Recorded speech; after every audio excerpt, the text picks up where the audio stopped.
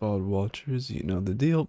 Timestamps in the description. Just doing some precaution. Should be good chunk of sessions. We'll see. We'll see. And yep, just hanging out, having a good time. Maybe we'll do some analysis. Well, quote unquote analysis at the end. It's on my radar, but also more likely than not, it kind of be like half analysis, half just talking and goofing off. But we'll see. My voice also. I guess I'd have to practice analysis and see if it strains my voice for some reason. It probably will because I talk for an extended period of time. Unlike when I play where I take like, you know, breaks to lock in. Anyway. Okay, the bot isn't an insta-ping, so it does still have some delay, but it seems like the delay was a lot better than last time.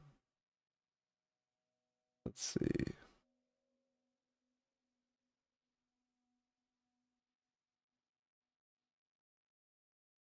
Oh, also I should check. Yeah, I can check this, fine. While we're waiting for the bot to ping. Okay, it's doing fine. Yep, perfect. And then, yeah, we're golden. Okay.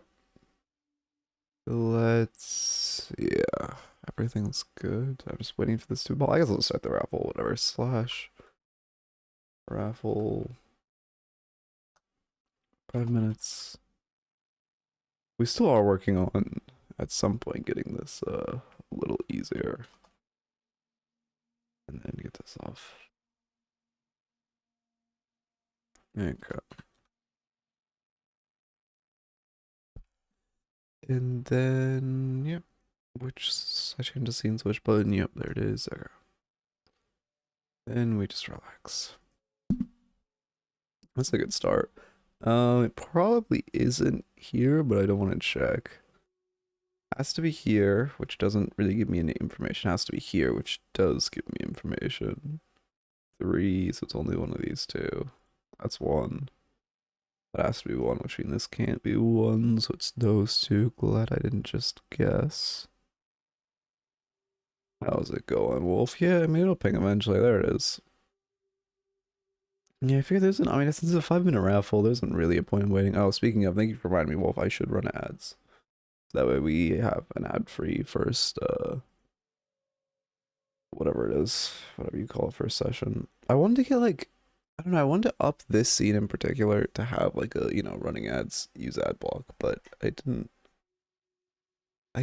find good spacing.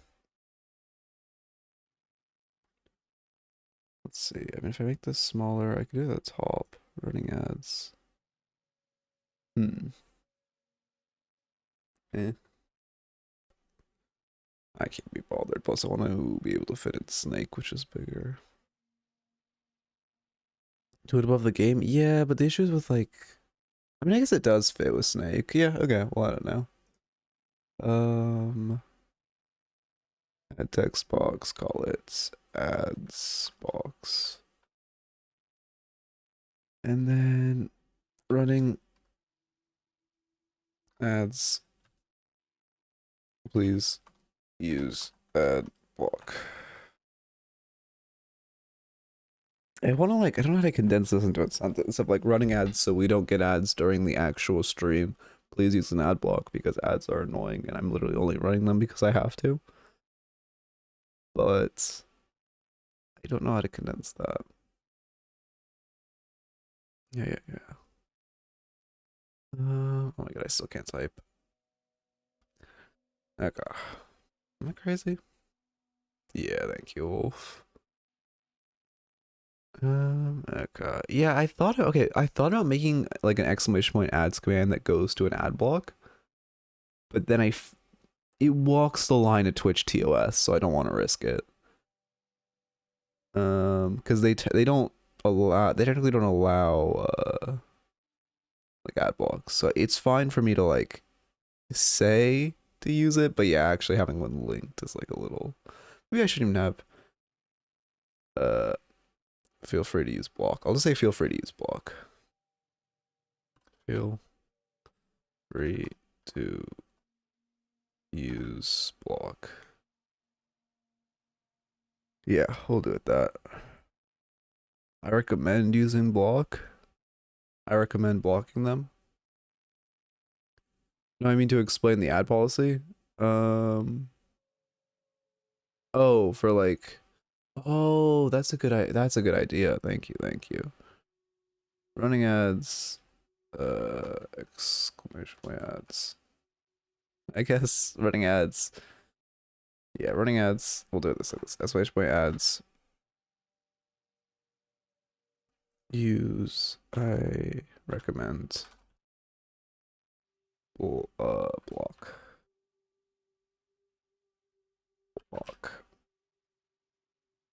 We'll just do it at that. That should be fine.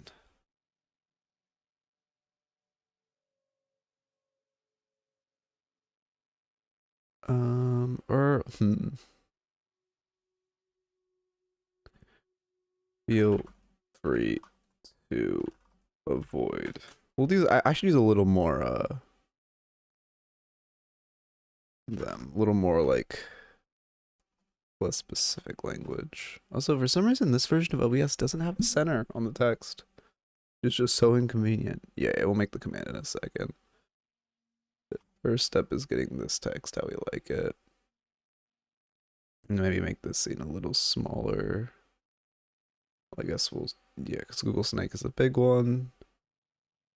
Actually, it might be a little bigger so the score peaks up above. Okay, that feels fine.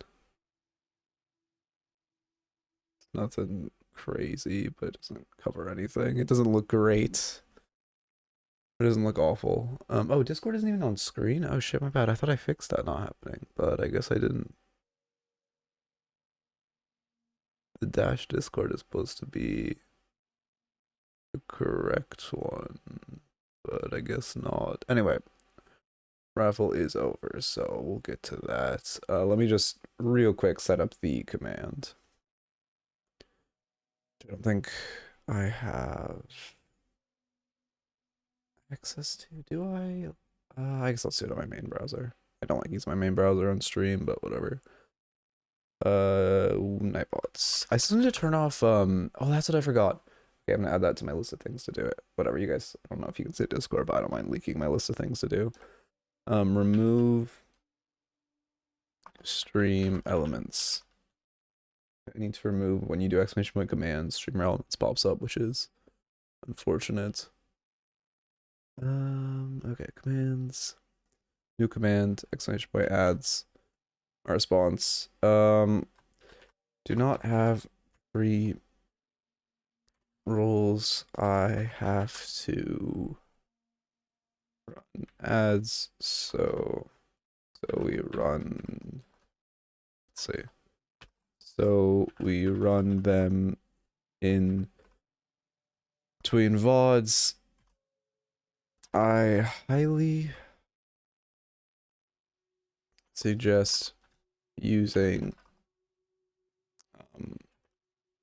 Twitch Turbo to avoid them. Okay.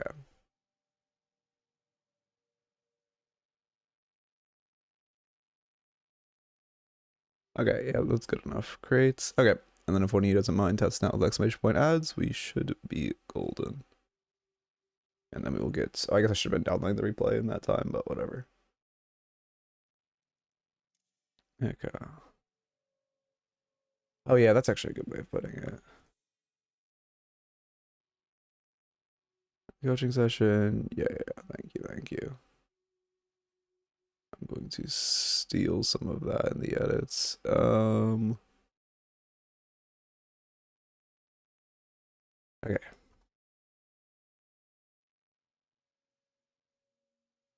Earning ads or pre-rolls. Otherwise, I would suggest using. Okay. There we go. Okay, now the command's updated. Should be golden. Yep, perfect. Okay, thank you guys. I forgot to hit start download again. God damn it.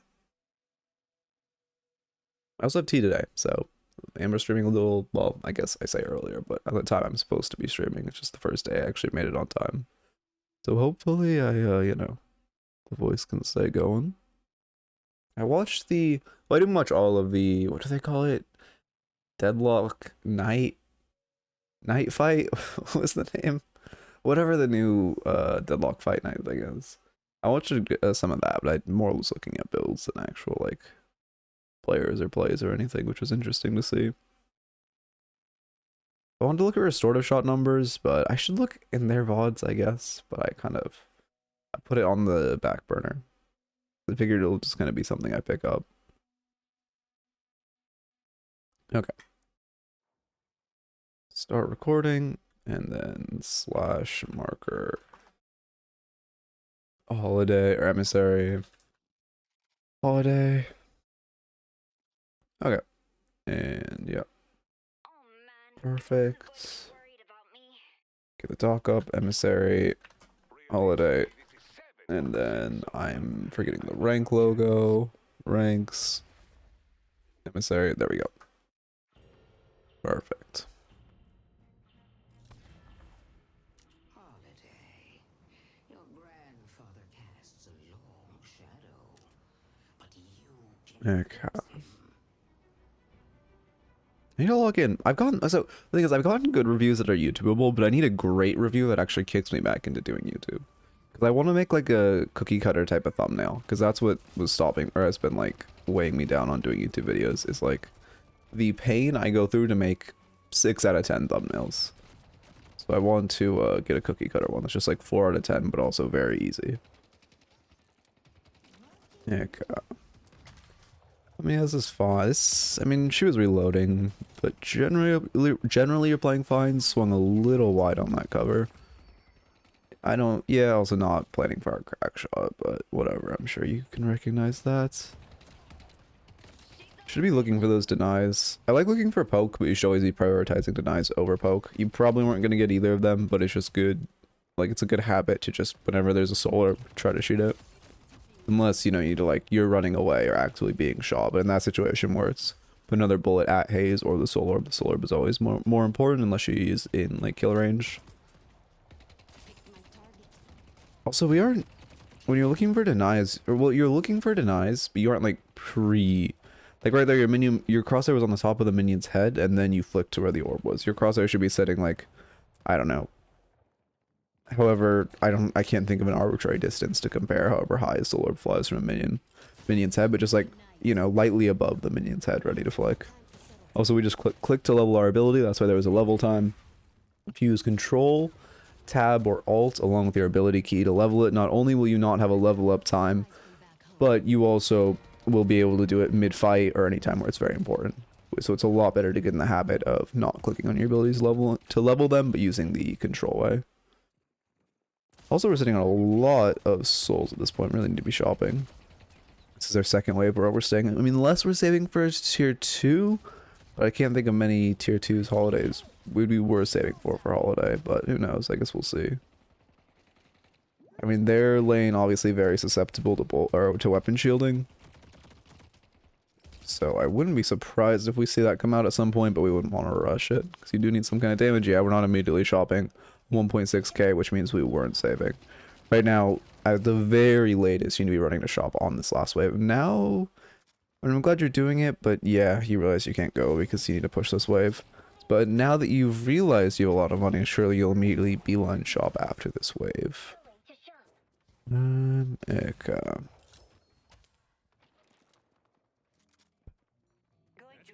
See.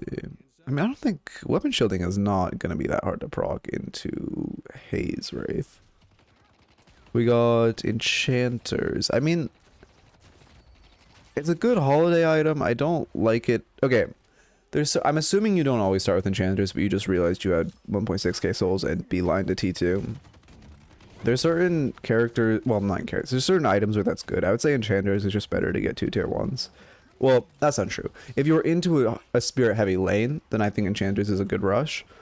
But you don't have your ult yet, and they're both, you know, relatively weapon heavy, so enchanter's emblem isn't going to be putting in a crazy amount of work this early. It would be better just to have, like, you know, extra, if you're going spirit, extra charge, and I don't know, extra spirit. I'm not the biggest holiday player. Okay.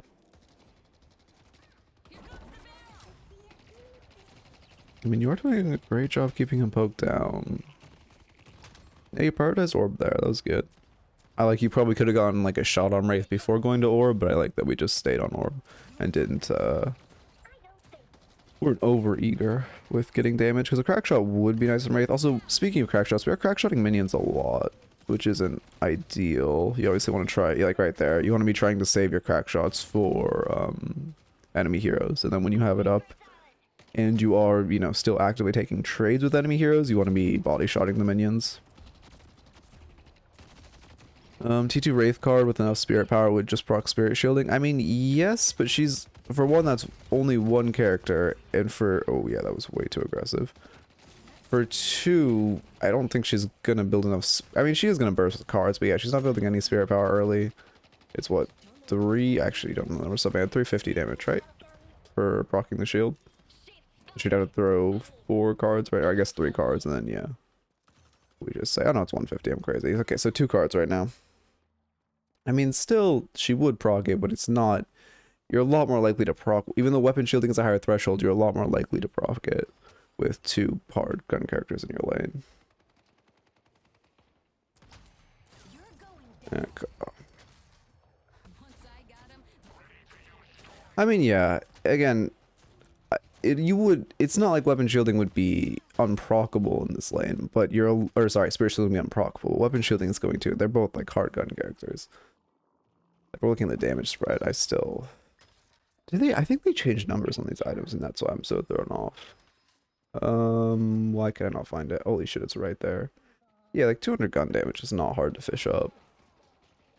And we're taking a ton just in general. If you're ever getting like all in by either of them, you're gonna take it. Heck, we should barrel. Only thing I would say is I don't mind the lasso. It's pretty unlikely you're not going to trade there, but the second that lasso ends, you should be barreling behind you immediately. Just for 1, to knock her up in tower range, and for 2, to keep a like high amount of or you know, just getting your burst DPS out before you explode.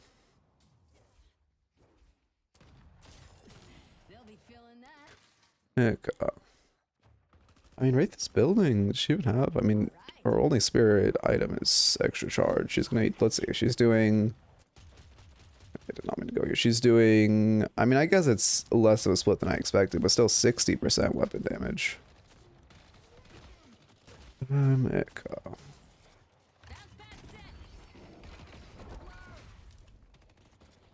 I mean, yeah, I'm glad we're going for, you know, the 2-1 combos now.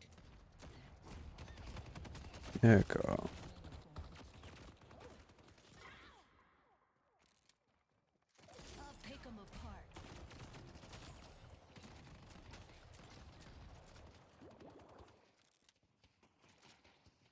yeah, I mean, this is fine.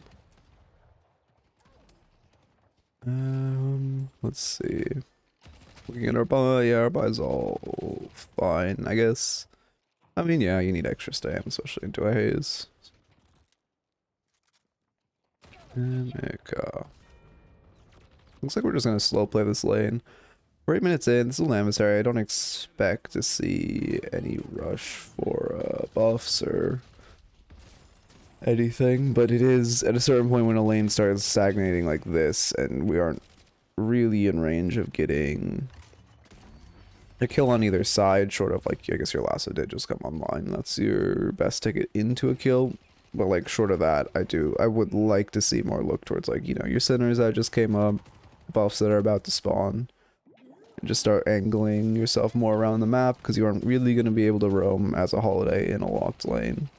I mean, in general in a locked lane, but especially you know, like a Lash or something who can boost into their lane, get an ult, and then boost back and have it be like very worth. Good lasso. We should barrel her. Yeah, perfect. I don't think that melee connected, so I think that was perfect. Like, with the enemy. Yeah, we could trade or good, like, kill back. We go... Hold... yeah, I guess I've seen Cold Front on Holiday before. And then we should live. You could throw a Kobe barrel. That's one thing I would do. You two are just coming online, just chuck one, like, at the sky. It's very risky to overstay right now. You're dead to 1 Wraith card. Oh, okay, she missed it. I think you're dead to like 1 Wraith card and bullet. You're dead to 1 Yamato slash. Yeah, there's haze. We should just be resetting there. There's no reason to stay like that.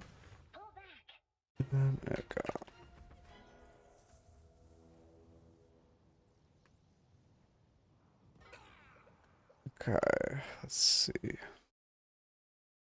Yeah, that's true. You could also just go on top of the roof and throw box shots with your barrel and crack shot.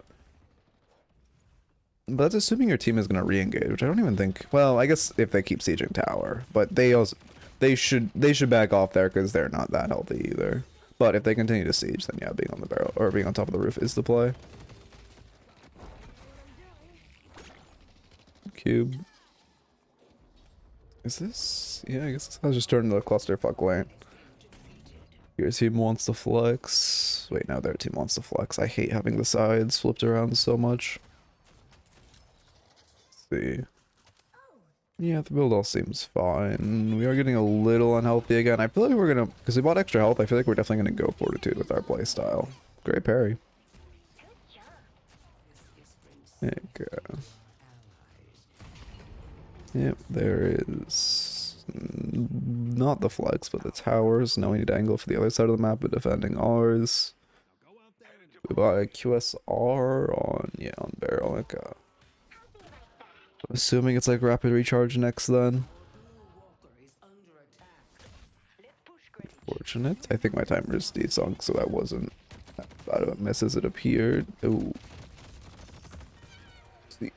Okay, I understand you were rolling in for the lasso, but you did start the roll after she used her ult. So I think like that's the type of thing where mentally you're locked into one action, and then you continue to do it even after like you should get a good lasso here. A little lag, I think, but after the like field of play changes, because I can tell again. I used to have this issue, so I can tell the exact thing where like you're thinking. You know, you're gonna roll in and lasso, and you're just fully focused on that, and then when she ults, you don't quite pay attention to it, and then it just, you know, ends up pretty poorly with you. Interface like that. Okay.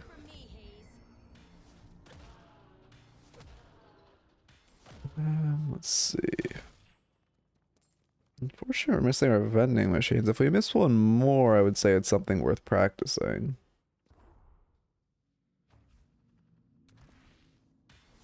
Okay.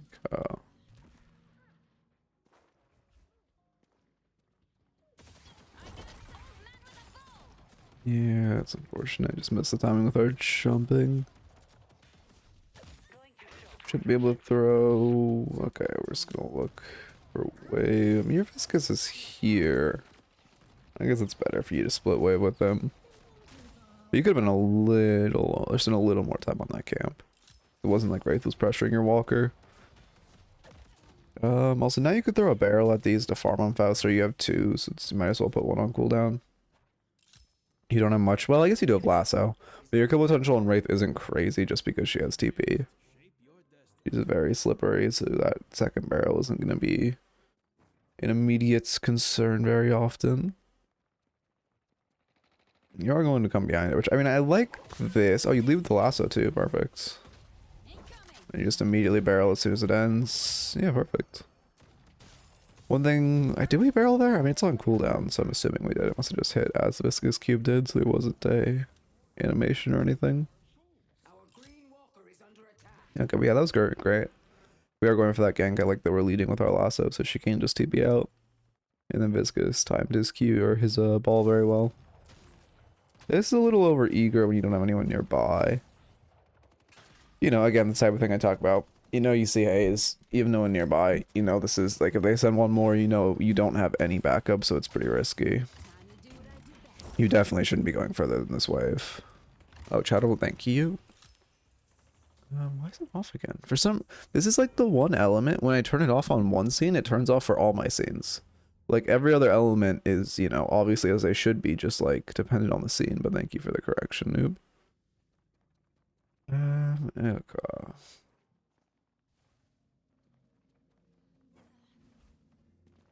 I gotta drink some tea. Bet they got regrets now.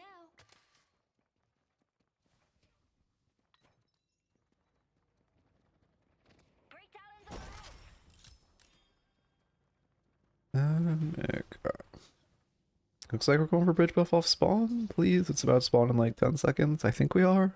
Don't drop down. Actually, you have kill potential. It's more valuable than bridge buff. Oh god, that's the first light melee. I mean, you don't have Spirit Strike, but it's like it is pretty much nowhere else she's gonna parry. The second light melee, you definitely shouldn't go for. Also, by that, those light melees, I'm assuming we are also gonna buy Spirit Strike. There's no reason to play like that if we're not. Hey, curious if the YouTube videos are gonna come back anytime soon. I love watching them while I eat. I want to. I'm trying to find a way to like cookie cutter thumbnails, and then they're coming back. I have a couple of VODs that I think are YouTubeable. I just need to get an easy way to make thumbnails, and they're coming back. I just started re-uploading on the VODs channel, so I'm getting the whole upload train back, and it should. I mean, I'd like to say they'll start this week. They'll start this week if I get a like stellar review VOD this week. Otherwise, they'll probably start next week. But they'll probably be bi-daily instead of daily. I guess it depends on how hard the thumbnail is to make. If the thumbnail is very easy, we'll go back to daily uploads. If the thumbnail still takes like a while, then we'll probably keep bi-daily uploads. But I do want to bring back all the YouTube videos. Unfortunate lasso. But also, if you want something to watch while you eat, and you want, I mean, what is like, you know, essentially equivalent of the YouTube videos, since they are completely unedited, on the VODs channel, like I have, every VOD has playlists of like ranks and characters, so you can just like go specifically search out VODs of the character you want to look at and go to the timestamp. Okay. You should just put a big red arrow and circle in your thumbnail. Oh yeah. Well, I'm actually thinking of like cookie cutter character image on the right, and I just need something on the left. That's easy. Glad to hear they're coming at all. Got from Ritualist to Archon in the past few months with educational content helps. Yeah, I'm glad it's helping. Much appreciated. I like hearing when it helps people too, because I don't know. I have we've gone through the arcs of imposter syndrome with how like unimaginably washed I am right now. So I very much appreciate hearing how it helps. Okay. Yeah, I like ganking the Shiv. Definitely overcommitted. 3v1. He'll probably have backup, but that's still 3v2, which we like. Or he's just flying shiving away. Yeah, just flying shivs away, unfortunate. You shouldn't keep chasing, you're not going to catch him. Yeah, I'm glad we just go to the wave. I did the math, and QSR deals 35 more damage than buying Improved Spirit, but Improved Spirit gives buffs to every ability. Yeah, I mean, I think, yeah, the vision of QSR is for barrel spam, but it definitely, I mean, we did get rapid recharge. Yeah, I do think, because also getting more crack shot damage is so big. This Shiv loves his flying Shiv deck. I do think with that math in mind, Improved Spirit probably is a stronger early burst than QSR, because you are definitely not using it for the reload.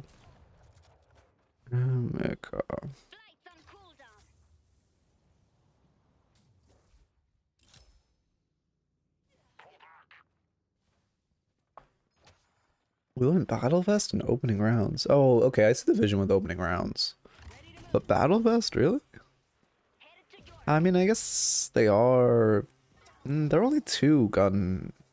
Well, I mean, like we talked about before, Wraith isn't even, like, crazy gun. Yeah, I wouldn't say Battle Vest is a play right now. Even though Infernus is building a lot of gun items, he still is going to do a majority spirit damage. I also just don't, I mean, you're going a full spirit build on Holiday. For one, when you go full, like, either spirit or gun build, and you want to lightly spec into one of the other damages, it's much better to get an item that is the damage type. Like, Battle Vest is a weapon, or an item that improves weapon damage, but it's green, so you aren't actually getting any of the investments, and since you spent so few souls in the tree, it's much better for you to spend, like, as many souls as you can in that tree. Just, she's gonna ult, right? Does she not have ult? I shouldn't have it. Just so you can get, you know, the extra weapon damage on top, then getting the green investment, which you could get from a neutral item, and you're already getting a decent green investment from Fortitude and Enchanters.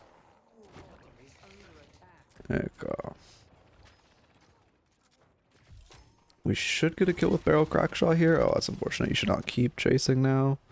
This is risky. I mean, I guess you're 500, but okay. You got the kill.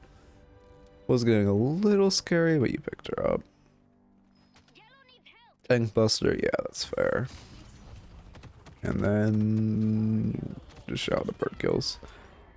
Actually, wait, how did Grey Talon get the assist? Oh, I guess he was just burning from close enough. In that situation, I mean, you did end up dying to haze, which is good, but I would almost just start standing still and staring at the haze. Because the second you hear Talon Bird, it's best by far for you just to die to the haze, because you're never going to live. Well, I shouldn't say never, but you have like a less than 1% chance of living. So it's just much better for you to let the haze kill you so you don't give Talon stacks. The thing is, improved spirit will always deal the improved damage, while QSR's damage is charge up based. Yeah. And QSR only being on one ability is, yeah, not the most stellar. Like with, what character do you, I'm trying to think of what character, I'm actually blanking on what character loves QSR because he just spams one ability that does, oh, like Ward and Flask. Having QSR on Ward and Flask where you have like, you know, at the end, or by the middle of the game, you have a 4-second buck ton improved damage, and you're also normally buying improved spirit on top of that as Warden. There's K-Dash. Oh, there's K-Dash. Oh, yeah, 100%. That's a good point as well, noob. Surge would be much better on Holiday. Surge is also just a very, very OP item. I mean, K-Dash is good as well. This makes it to YouTube. Kinetic Dash is good as well. But it's just, I mean, for one, you're a spirit build, and for two, Arcane Surge is just so insanely overpowered. Having, you know, improved spirit power on one ability, improved range, improved everything. And the stamina. It is, you are starting to spec back gun, which is interesting. I mean, I don't mind filling your investment slots. But if you're, like, I think opening rounds is a great item for filling your investment slots, because that gives you, sorry, 1 second. We'll have hiccups, because I made the mistake of drinking tea. I'm unfortunately missed that. But opening rounds gives you the weapon investment of, like, something that is, oh, that is really unfortunate. We just let ourselves get killed by him, but that is irreplaceable. Like, nothing, there's no spirit item you can get that's comparable to opening rounds. So you're not really giving up anything, and you're getting the weapon investments. Versus, you know, Battle Vest, which isn't giving you weapon investments, but is weapon damage. Or Kinetic Dash, which is giving you weapon investments, but is a weaker version for your build of Arcane Surge. Okay.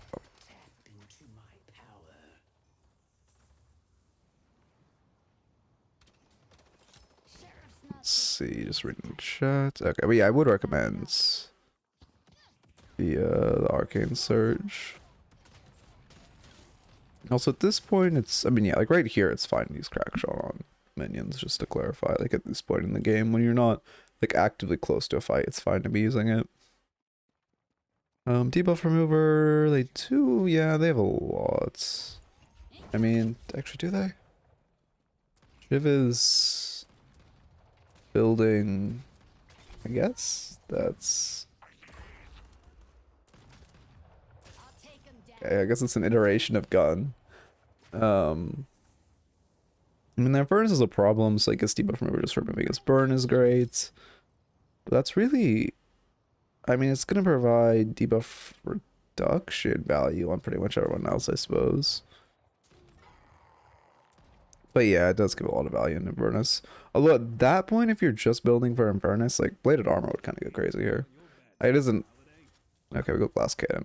Like, it gives a ton of value into Infernus, ton of value into Haze, good value into Wraith. And good value into the Shiv, actually, since he's doing this, I guess, gun build. Okay, yeah, good kill. And then he's pathing very poorly, but he'll live for some reason.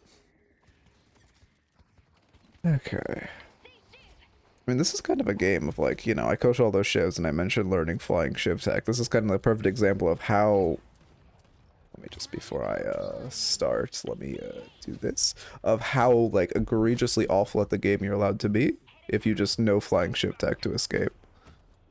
Because you just, I mean, if you are good at flying shiv tech, you're basically unkillable, because no one can keep up with you. Short of Heartsy seeing you. It's rough that bounce pad got cocked. Okay.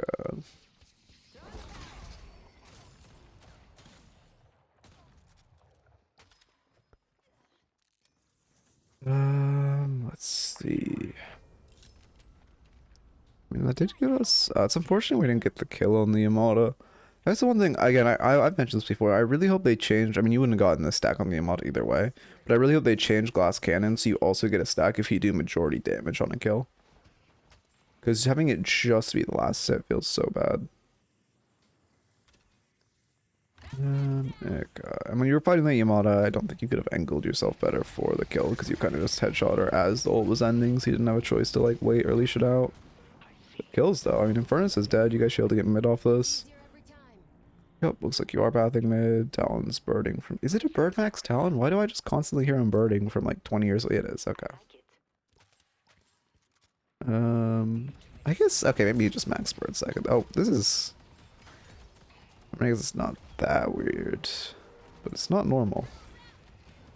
Okay. Reverb before Boundless is crazy, but I don't know. You know what, to be fair, I've only played Burn Max Talon within the past, like, ever, so I should be one to talk. And you should just be... I wouldn't melee, you should just be ready to lasso. It's unlikely anyone will contest, but your lasso is a great way to pull anyone who does and just make sure they can't get any stacks. It's more valuable than you meleeing, because the second you start meleeing, you get locked into that animation. Versus just standing like 5 pixels back and being ready to press lasso if anyone jumps in pit.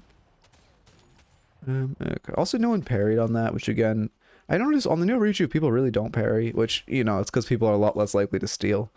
But it is still worthwhile. Obviously, again, shouldn't have been you, because your denial should have been just prepping for your lasso. But it is still worthwhile to just have a person parry if you have more than 4. Because if someone jumps in and like hits a triple parry on all of you meleeing and then gets 2 melees of the rejuve, it still is worth it for their death. Even if it's not the, you know, insane game turning value it used to be. Okay. Where should we miss that? Yeah, I would say that's the 3rd lotto we've missed this game. I think we're like 3 for 4. I would definitely practice that. Not anything crazy, but just go into the training range, go to that like lotto in the camps area. It's like to the right and then underground. I believe that's where it is. And just practice it for like 5 minutes until you can do them consistently. And it will, I mean, you know, it would have netted you 6 buffs or no, it's 3 per. Would have netted you 9 buffs already, which would have been very nice.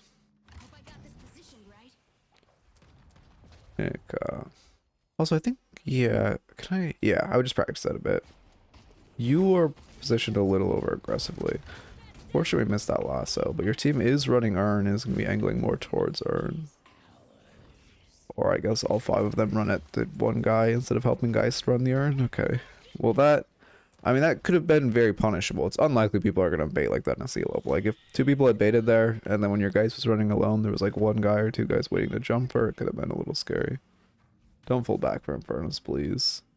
You already have 2 teammates going there. You aren't going to make it in time. Okay, you're just getting midway. Perfect. Okay. No, do not go back for Infernus. This is so bad. You're looking at the zip. This is just... Yeah, you're not going to catch him. I guess you're going to buy, but like, you guys have game control. You have a No, you are going for Infernus. You're not even buying, which you're sitting on 7k. First off, you should be buying. Second off, you shouldn't be reciting for Infernus. Third off, if you want to buy, you should be buying in Secret Shop because you guys have so much map control and game control. And we didn't buy again, which is really bad. We're next to the base. And we just wasted like 20 seconds going back to this Infernus, so we were never going to catch. You should be, I mean, yeah. Wish you'd parry. I was gonna say that. You did see that haze at 1 HP a little bit, but it's fine to just focus Shiv. Maybe I'm just gonna like chalk that up to me having wall hacks in replay mode. And just, you know, maybe you didn't see it as well. I mean, yeah, unfortunately we went for the loss of their little game knowledge check, I suppose. Now we're buying, and we should at least, at the very least, they should be base guardians. And get us our final flex. Lucky shot? Okay, so you're just specking more gun at this point, I see. I do like how the build kind of came around. And actually, I take back my points about Battle Vest, because since you actually ended up specking full gun, it is better to have Battle Vest. I just didn't, I thought you were going to start specking back Spirit, so never mind. I do think Battle Vest is a good buy on this build. See.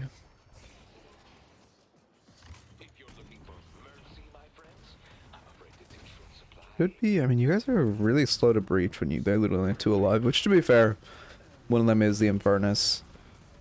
But it is still, we shouldn't be, I mean, we hear our Infernus fighting our team. We should try to kill him. It's so big if he dies. Yeah, there we go. We managed to take one, but at least he just ran into our team. And then that should be game. That 100% should be game. Because their Infernus doesn't get another fight since he just ran in like that. Also, you should focus Patron before fighting this guy running into your team, because you want to get Patron knocked as soon as possible. Would have been really, really nice if Patron was falling right now while you guys were doing this fight. But whatever, you kill them all, then you end the game. Although, did they stall for Infernus? No, they did not. You guys need to get in pit and immediately hit it, because Infernus is going to be alive, like, what, 7 seconds after it falls? You need to be hitting it immediately. Like, this is really bad. We should not be chasing this deep. Now, yeah, now Infernus is allowed to respawn. Does look like we'll live. We could have used debuff remover on that Mystic Reverb. Have we used debuff remover much this game? Why is it not an option to see here? It's always an option to see. Okay, well, for some reason I can't see your debuff remover uses. But definitely, I think we underutilized debuff remover after buying it. And I know we bought it for Infernus, but I think we held it a bit much for Infernus. And I think you should be, like, even if you're buying it for Infernus, you should be keeping in mind, like, okay, it's for Infernus, but I can still cleanse Shiv Bleed, I can still cleanse Talon Reverb. If Yamada bought Reverb, she had not yet, can still cleanse, you know, any of the CCs. Or just debuffs. I mean, Haze Fixation as well. What is this? I can see how many stacks she got. Let's see. As far as your notes, let me just check. Wait, we should buy a Restorative Shot. I'm so used... Okay. Well, I guess he didn't run out of pressing need for it at any point, but that item is just so good right now. Why? Control V? Why do I have a period on my clipboard? What? Okay. Alright. Anyway, as far as your notes, in the early game and laning stage, there was a little lack of soul awareness and just making, you know, especially thinking of that. I mean, in general throughout the game, but especially that first time where we let our souls get to 1.7 before we shopped. A little rough. We didn't really notice our souls until they got way too high. I don't think you should be saving for a T2 that early, and if you are, the second your souls hit 1.6k, you should be running back to shop, where you like kind of waited another wave, then realized like halfway through the wave, it was just a little rough. Next, I would say we could definitely tune up, like our overstaying. We overstayed just a little bit. In general, when they were sieging our tower and we were low and we went back in, and then we were also a little lane locked, I would just be a little more like, you know, it's not... If you need to play safe, go on a roof, throw some barrels, go to base because you're low. That is better than kind of re-engaging low HP or sticking around. Next, let's see. I'd say practice Lottos. Let me just add that for my notes later. But I would say you should practice Lottos. Again, nothing crazy. Literally just go into the practice range for like 5 minutes. I'll just show where it is in case you don't know where it is. I would assume you do, but just to be safe. Just right here. Practice this for literally 5 minutes, just hitting it, getting it down, getting the timer down. And then let's see. Lastly, I mean, I guess there's all the build stuff we talked about. I think your build ended up being pretty fine. Like I said, I rescind my statements about Battle Vest. I still think Arcane Surge is better than Kinetic Dash, but the rest I think is pretty solid. Oh, and the QSR stuff. The rest I think is pretty solid. I don't know how many glass cannon stacks you got, but it does give a lot of weapon damage, especially paired with Lucky Shot. And then if you really want to deny us Infernus and this Wraith and Haze, plated armor is a very strong item, gives you a lot of survivability. Only, you know, 3.2 more than the debuff remover, and you know, I would say it gives a lot more value against Infernus in particular.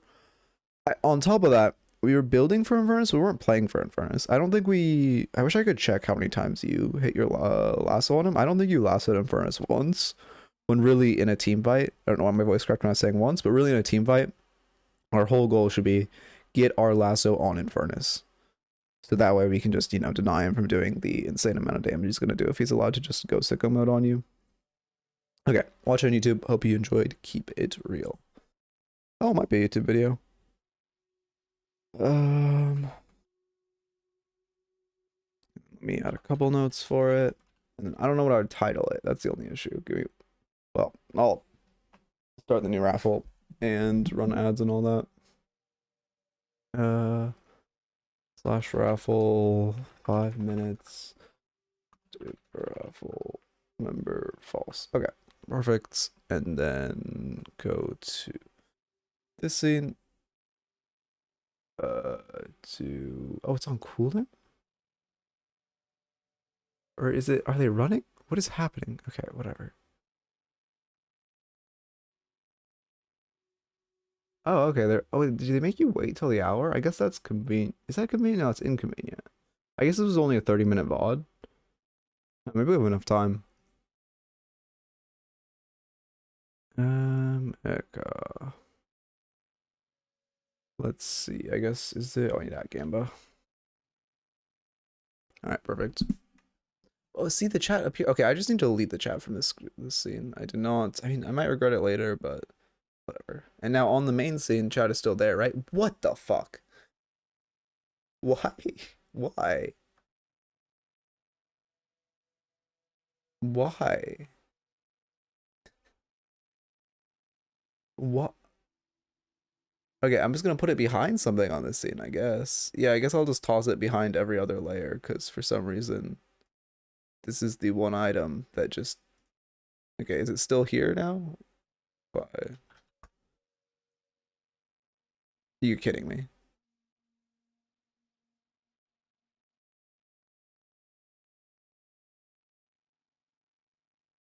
Okay, there's the chat, but then here, can I toss it behind everything without it disappearing here?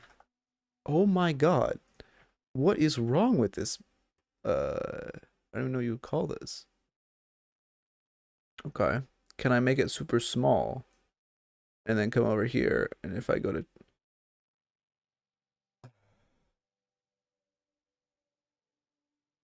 Okay. Why is it in the wrong spot now, too? Can I just undo everything I did? No, I'm back way before now. Is it normal now? It's not normal now. What the fuck? I don't understand why this is an issue. This just shouldn't be one. Straight up. Shit, is that... Do I need to space more? Did I have it a little more out to the side? I might have.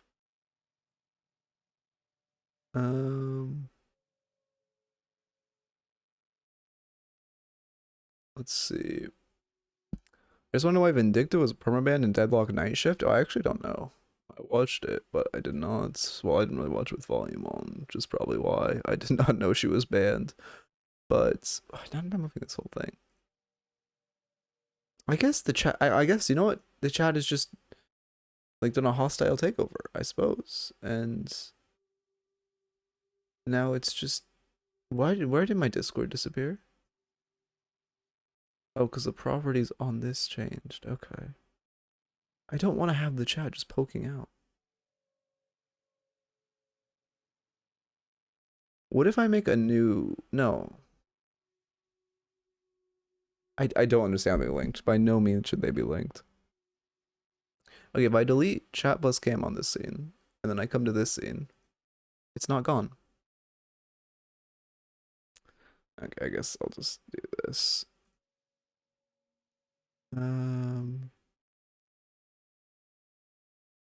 There we go. That's one stupid way to get around it.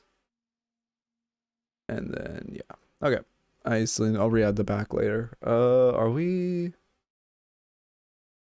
good now? What's the raffle left? 1 minute? Okay, that took me 4 minutes. Cool. We will do brief ads. That way we don't get a mid-VOD. Did that run them? Did not. Okay, cool. Oh, no, it did. Alright, perfect. Okay, wait, pre-rolls were disabled for an hour, on 2 minutes now. I don't understand the system. I hate Twitch so much. Just give me a button to not run ads. Just let me turn them off. YouTube does it. Why can't you do it here? Actually, oh my god. I guess that only happened because of the adpocalypse on YouTube, right? So maybe we just need it. Didn't Twitch have an adpocalypse, actually? I remember hearing about that. Anyway. Heard some good players saying it's because double stake is just too good, plus snipe does too much damage. Really? I mean, I don't know. Maybe there's some, like, pub stuff. Or not pub stuff, pro play stuff.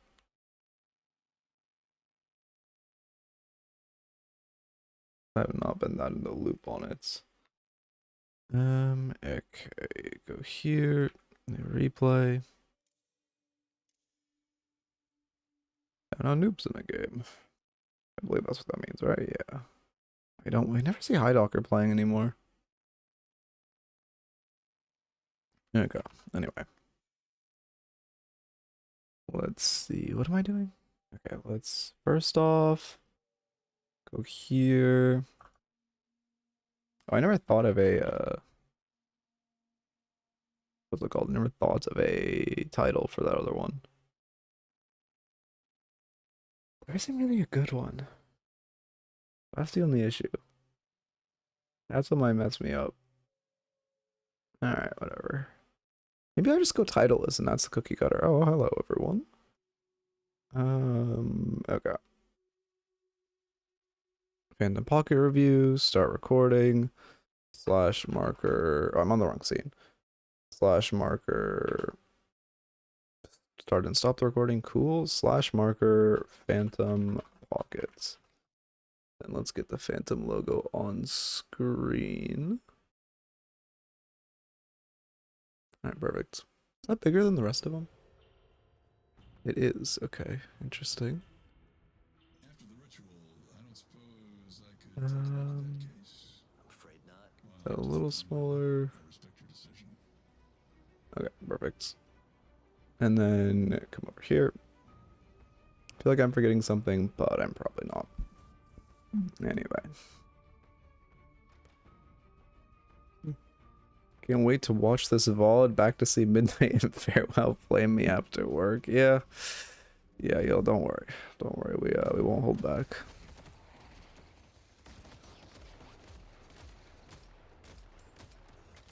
There we go. What are we into? We're into Krill's. Oh, I mean, this is headshot booster bait. Obviously, it should be a headshot booster. If not first item, second item. And then the rest, I mean, relatively even damage spread. I mean, they are going to do more spirit than bullets, but they will still do, like, I don't know, 30% bullet, 35% bullet. There you go. Tough fight. If we work together, we'll win. Let's see. This is fine so far. I mean, obviously you're just playing safe. I feel like Pocket early game, obviously, there's a lot of coaching for it, but I mean, you're playing well. Spacing very well, just avoiding this Krill. Phantom has the best logo? Oh yeah, 100%. It is 100% Phantom's the best. Restorative Shot Rush, yep, items OP. Curious, okay, I'm gonna look at your numbers on it. Dynamo goes monster rounds. They haven't bought Krill with extra regen. Okay, that's a good sign.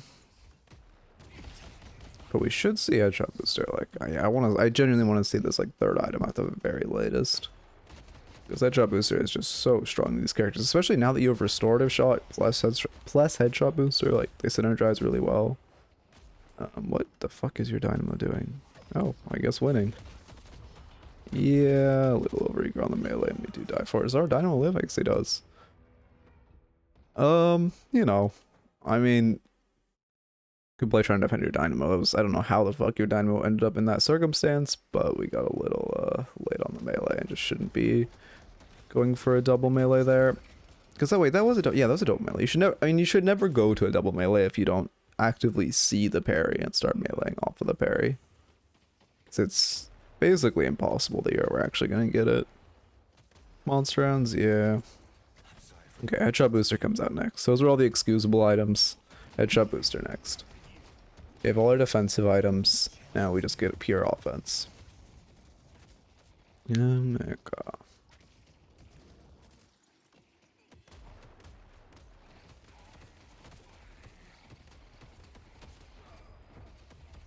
This is, as long as Krill doesn't have ult, we really aren't in like crazy amount of danger.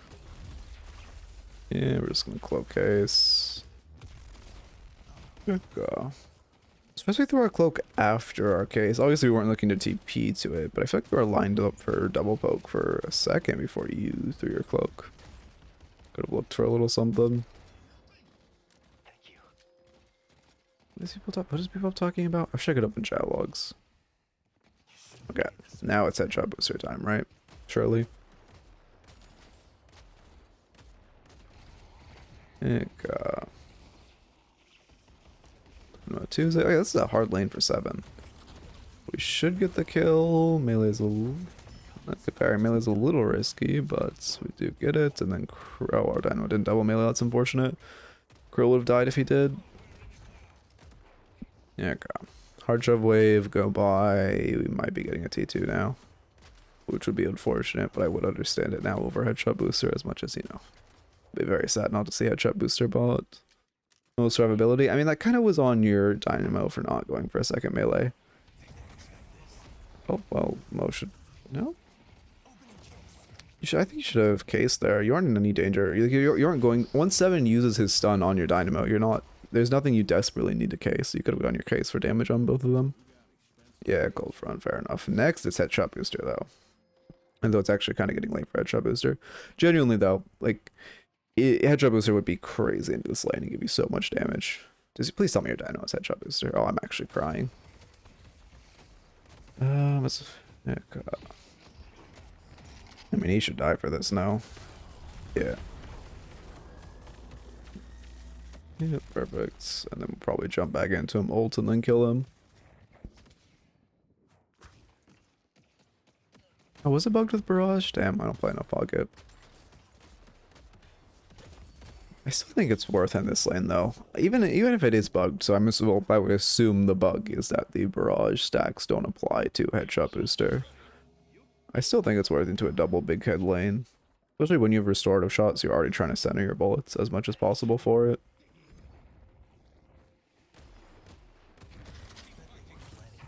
Yeah. I mean, one like analysis level thing is you'll always see if you're like a pocket watching this is they always like back up, like they run in the opposite way towards the enemy's tower until it's like a relatively enclosed space, and they just case cloak out. You should be able to get an ult here. No, I think. Well, I guess you don't have that much skill potential on a bucket. There it is. You could have been a little sooner with that double ult though. Did he die to? He died to a minion. Okay. All right. And then, yeah, perfect. Only thing I'll say is I think that ult could have come out sooner.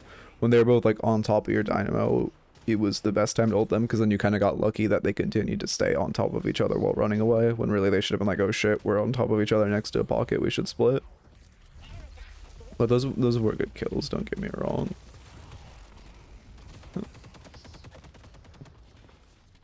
Ooh, that's unfortunate. Your Dynamo doesn't parry. Yeah, unfortunate. Dynamo doesn't have T2 on his ults. I guess I'd usually kill either way. If you don't get a double ult, you don't kill both of them. Like, if they're actually smart and they space there, I mean, you definitely get one of them, whoever you choose to ult. But you're not able to pick up. Like, if you don't hit Mo with that ult, or, I mean, even 7 at decent chunk of HP, like, you aren't going to be able to pick him up. Because the reason you're allowed to get him is because even though you had 7 dead, you were only able to kill him so quickly because of your ults, and then you wouldn't have been able to kill him without the ult. So if you had chosen to kill 7, it would take you longer to kill him. You would have had no kill potential on Mo. If you had chosen to kill Mo, you would have had to use your ult on him, and then even though 7 was low enough and in range, by the time he was allowed to get that far or get that much time to run away, he wouldn't have been in a good spot. Coldest Rush. Is Dynamo doing Coldest Rush too? No. Okay. Well, actually, maybe he is. So it looks like he's saving some souls. Yeah. Are they really diving you? You don't have tower. You don't. They took tower. Okay, that's why. Yeah, unfortunate death. I did not realize tower was gone. Your 3 deaths is a little rough for 8 minutes. Even though your kills are pulling it back, I do think there might be a little over eagerness to fight and die. Although I didn't see the exact circumstances of that death. Is your Dynamo just 1v2ing? Oh, no, race there, okay. The gobble makes me so happy. I don't know why, but just calling it gobble, like something about that just makes me so happy. Yeah, we go catch midwave. What are we saving for? Looks like another T3 since he didn't show up there. Curious, I would expect to see some spirit-based shit. Okay, now we're going. Oh, enchanters, yeah, fair enough. And then farm this and get another T2, I would assume. Yep, mystic shots, okay. We have no burst. I mean, I assume Tank Buster Burst is going to come out next. Wait, Mystic Shot procs Tank Buster, right? I'm not insane. I mean, you're just farming. I need to watch this. Yeah, it does. Well, I guess they would have to have 0 spear resist for it to actually proc it. So I'm more likely than not it won't. Because it only gets like 165 very, very late into the game. Yeah, okay, that's not procking it. I was thinking of Mythic, or I obviously knew it procced Mystic Burst, but we should see Mystic Burst come out then, that's what I'm trying to say. A long-winded version of saying that.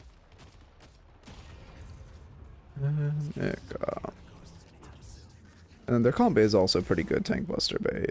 Well, I guess if they aren't crazy tanky, but I see Mo, I see Bebop.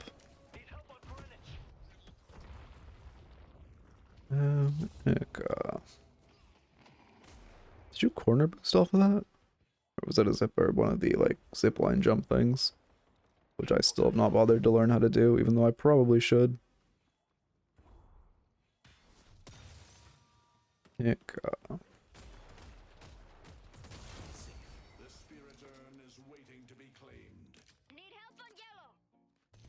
We bought... Sorry, actually, what did we buy? Oh, Mystic Burst. Okay, perfect. Is it Mystic or Mythic? I always forget which one's T1. Okay, Mystic Burst is T1.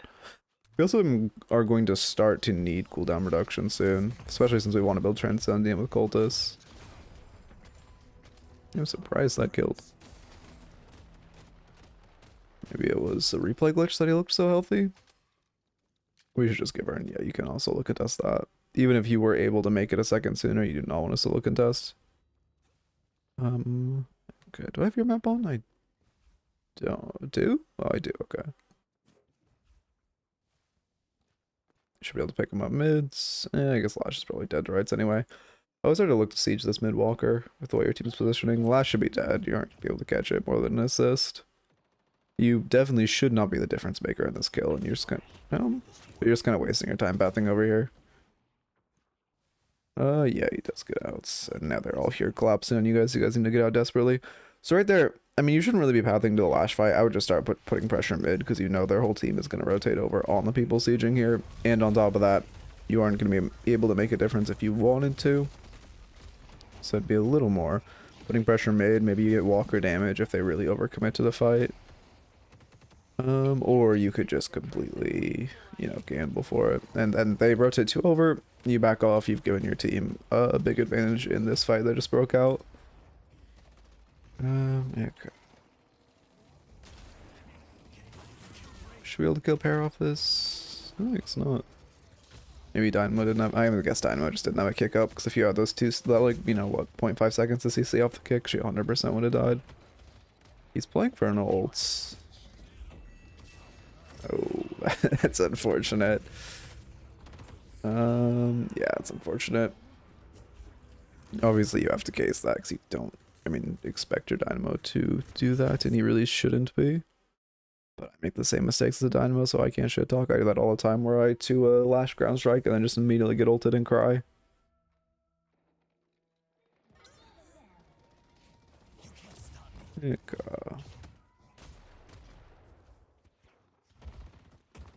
This is a dangerous fight. I mean, your Wraith's rotating over, but she's pretty far.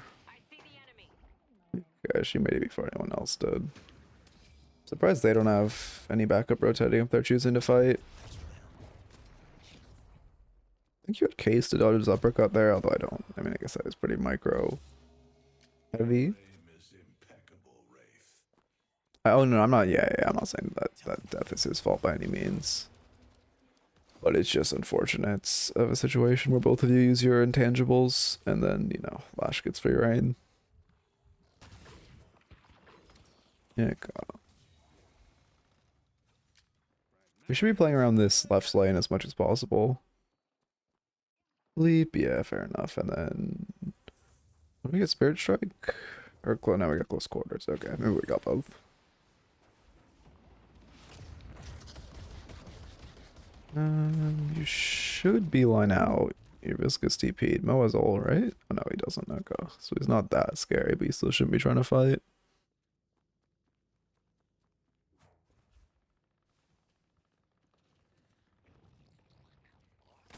Okay. We should not be letting. We need to beeline that tower. You and your Wraith both need to defend it. It's bad you're making Wraith still defend this. Because Mo's like blind sieging the tower, and then we just saw someone catching the wave. Yeah, there it is. Okay, you are rotating over, but it is a little late. I guess somehow Wraith is fending both of them off and has them on the back foot. I mean, that's lucky that works out like that. I guess she is 21k to be fair. But I don't think, I mean, do you lose tower? Okay, you do lose tower for it. First off, I don't, even though she's up 21k, I don't think with Mo ult online and like, you know, Viper's insane amount of damage when she was just allowed to free raid and full headshots, I do not think Wraith should have been able to get them on the back foot that immediately. And then secondly, if you were there a lot sooner, you would have kept tower up. In that situation, you really need to be thinking like, you know, on map, there's one easy objective because we already have our first flex. The only like the only guardian left is on our side, and we just need to deny that with everything we have. And you should be playing around it as much as possible. There's, what's the upgrade called? Spirit Snatch? Yeah. No. Okay, there's Krill. I wouldn't come to this fight, honestly. It doesn't look like a positive fight. Yeah, there's one dead. I mean, I guess you can probably trade for 7. And then they give us Leap? Okay. Well, good pick. And then you can grab this wave. Yeah, I still think it'd be a little better not to ankle for that fight initially. When the Mo's like on you, you should be trying to get 4, I don't know, a wave to push it in while your team's taking that, you know, suboptimal fight. How much damage does your barrage do? Okay, you're maxing it, that's why. Let's see. It can be a bit hard because I get distracted easily. Yeah, I get that. It's just like, I don't know. One thing I've noticed with like playing with ADHD for myself is with like, when you notice you have that one objective of the one guardian, just tethering your mind to that spot on your map of you always first check that. You are always trying to like micromanage that wave as you're, you know, I mean, when you're farming, you're in downtime, so you should be just staring at your map. Yeah, that's just, oh, look at that. That's just a replay thing where sometimes when they pause, it just doesn't go away. I mean, I guess it's not, it's far from one of the major glitches, but it is just, you know, another one of the many replay glitches, but I still, you know, not complaining because we have a replay system, which is 1,000 times better than so many games. Okay. How ahead of him are you? Okay, you're up 5k. That's excusable damage-wise. Well, you are sitting on 6k. So I guess, yeah, whatever. That still wasn't crazy damage considering how squishy you are.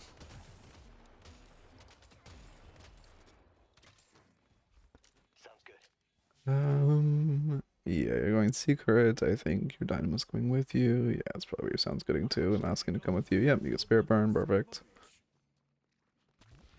Okay.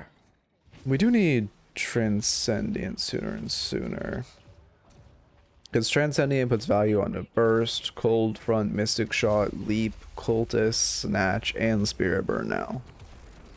And Pocket obviously like CDR, so it would feel very, very nice to have. I think this is the first game where I've like seen someone, or like been pushing someone to actually build it instead of them building it too early.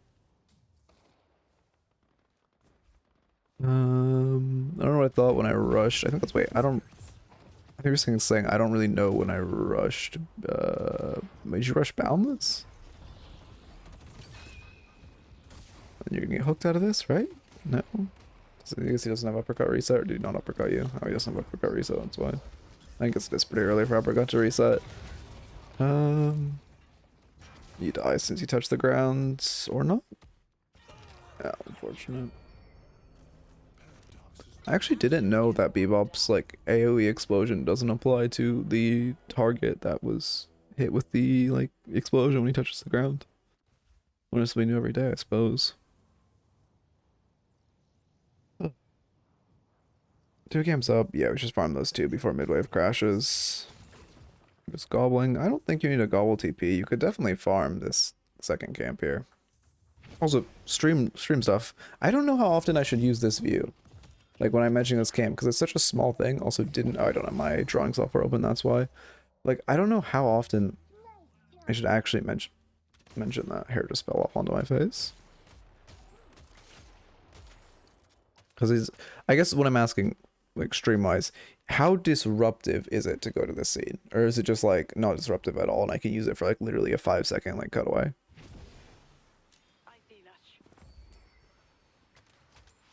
Okay, oh, did Dynamo steal a kill? God, I love the player who overextends, gets caught out, and then blames his team for turtling.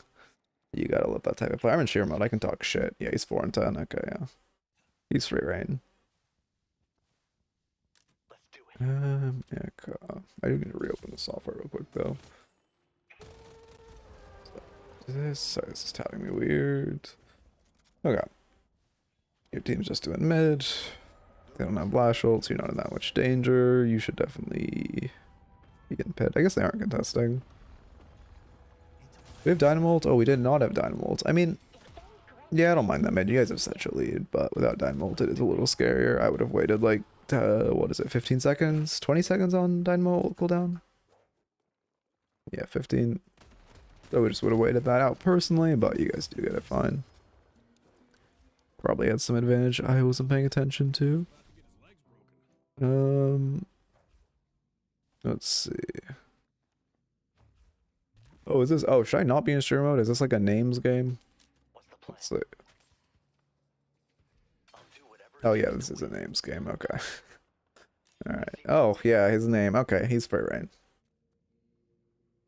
Should have put a box in the corner of the gameplay. Oh, that's a good idea. Well, that's a good idea. The thing is, normally when I go to the map scene, I have the game paused. But it wouldn't, you're right, actually, it wouldn't be that disruptive to add that. Let me add that to my, like, personal notes of things I should do in between streams. Add gameplay box to map view. Much appreciated for the advice. I will definitely do that. Oh, I've not been writing down notes. Surely I'll remember off the cuff.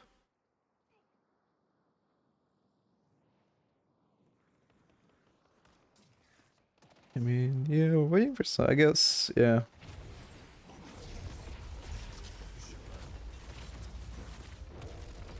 There you go.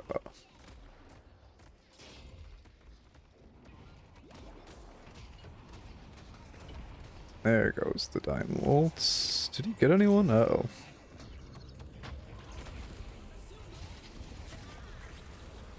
It's unfortunate. Did it reset? Were you trying to roll in there, or did it reset your camera and you were trying to roll out?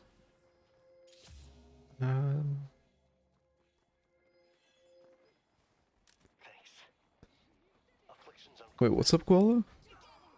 Oh, oh, I see what you're spawning too. Okay.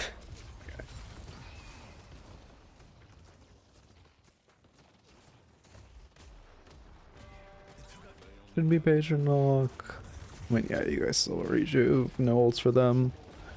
Don't think this will be game end since you're... Oh, I actually literally can see if it's game end. I always forget I have the bar at the bottom of the screen that tells me how long the game goes. But with Ivy unhealthy, I guess Ivy just used Storyboard. Fisk is unhealthy, you unhealthy, it definitely isn't an end angle. Yeah, I always like saying the most sus shit possible when I black hole on Dynamo. Yeah, that's the best way. It's a true reason you play Dynamo. We're slow to get out, yeah, I was gonna say. We should not be in that position, especially with Majestic Leap Online. Holy shit, I Porky Pigged that.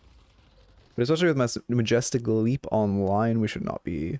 For one, it's a pocket, we should never be the last one out. Well, I guess I shouldn't say never, because you are very slippery. But if we are the last one out, we should be cognizant of that and being slippery by like pressing our Majestic Leap as soon as we could there. And then you wouldn't have been in danger to that lash. or just caping out or something. That was definitely you trailing on the way out and then not having any slipperiness. Was definitely the issue there.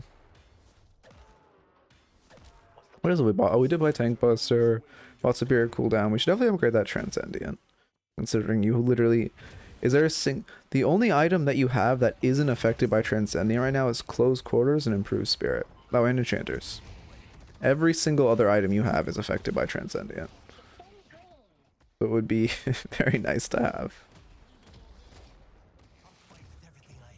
Lash, damage-wise, though, Lash does feel like the issue. If you get your ult on him, even though he doesn't have... I mean, I guess for his team, he has a decent chunk of souls. Transcendent cooldown. That's what it's called, right? I'm not insane and like making up names. Yeah, it's Transcendent cooldown. God.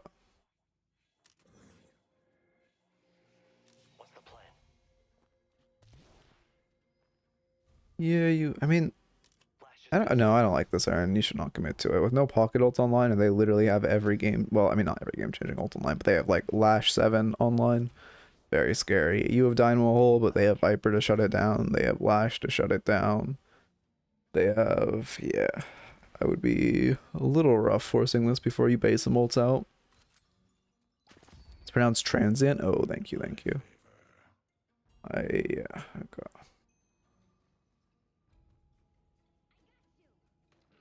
Okay.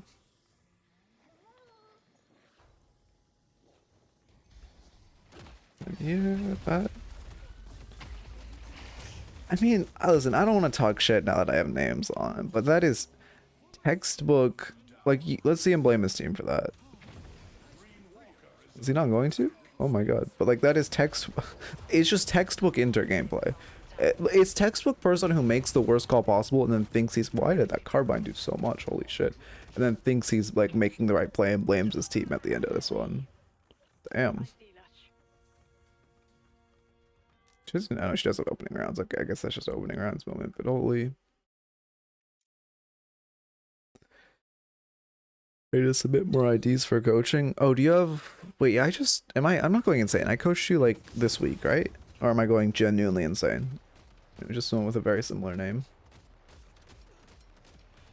We do bait it for a fight. Yeah, I mean, they didn't even end up contesting, which is good. But I think if they're smarter about that and they position with Lash ults, it's a little scary.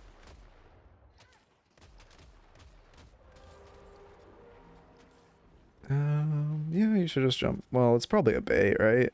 There's no way they're sticking this. Oh, guess not. Okay, well, you should definitely get a good ult here.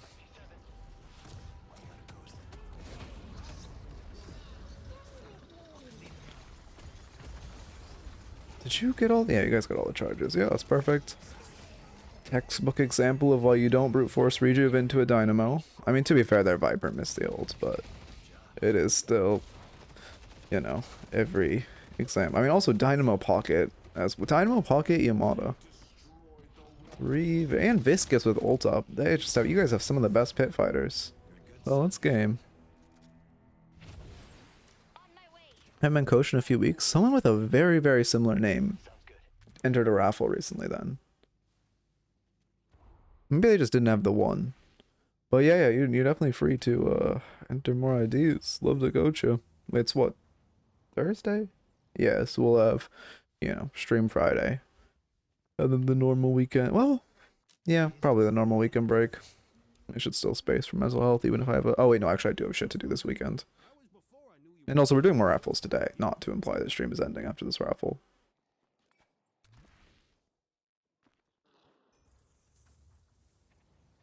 Afflictions on cooldown.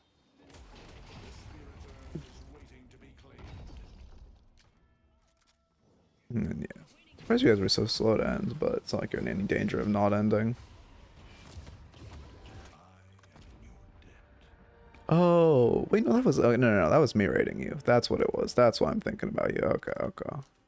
Yeah, sorry. Whenever I raid, I don't type. I immediately... Because I always... Whenever I end stream, I immediately have to go. So I don't type. Okay. Yeah, anyway. As far as the... But yeah, that's what I was thinking of you. Thank you. As far as the notes... Okay, let's see. You gotta revitalize my mind since I forgot to actually take notes. I mean, I would definitely say headshot booster. This is literally a headshot booster lane. This is everything you could ever want for headshot booster. And then, yeah, support Goat Viscous. I mean, you could definitely tell this was a rank disparity lobby. Half these people were Phantom, couple of Turnuses, couple, you know, not stellar ranks. Echo. What even do he just played support, right? Well, I guess he isn't a support build. I guess he just couldn't get a kill then. What the fuck is this build? There's no split shot, so it's not like... Okay. I mean, I guess it's not bad by any means. It's just interesting. We also get double barrier. Are we really? Oh, we know it's reactive. Okay, I was gonna say, I didn't think we were in a double spirit shielding weapon shielding meta. Reactive. This is like the one game buying... What is HSB? What item even starts with an H? Okay, I think you mistyped that one. There's no item that starts with an H, so surely I'm not missing anything. Yeah, I mean, as far as buy... Oh, headshot booster. Yeah. This is the one game buying headshot booster on block is good. Oh, no. I agree. This is like the one lane. Well, not even game. One lane where buying headshot booster on block is good, but you still should buy it. Because, like, you know, they just have such fat heads. Like, this is the dream lane for headshot booster. Especially because you're already buying restorative shot. I mean, you sold it, obviously, but you were rushing restorative shot at the start, which, speaking of, I actually want to see how much you healed off of it. Because I'm trying to get... numbers. Okay, this is not regen by type, healing by type.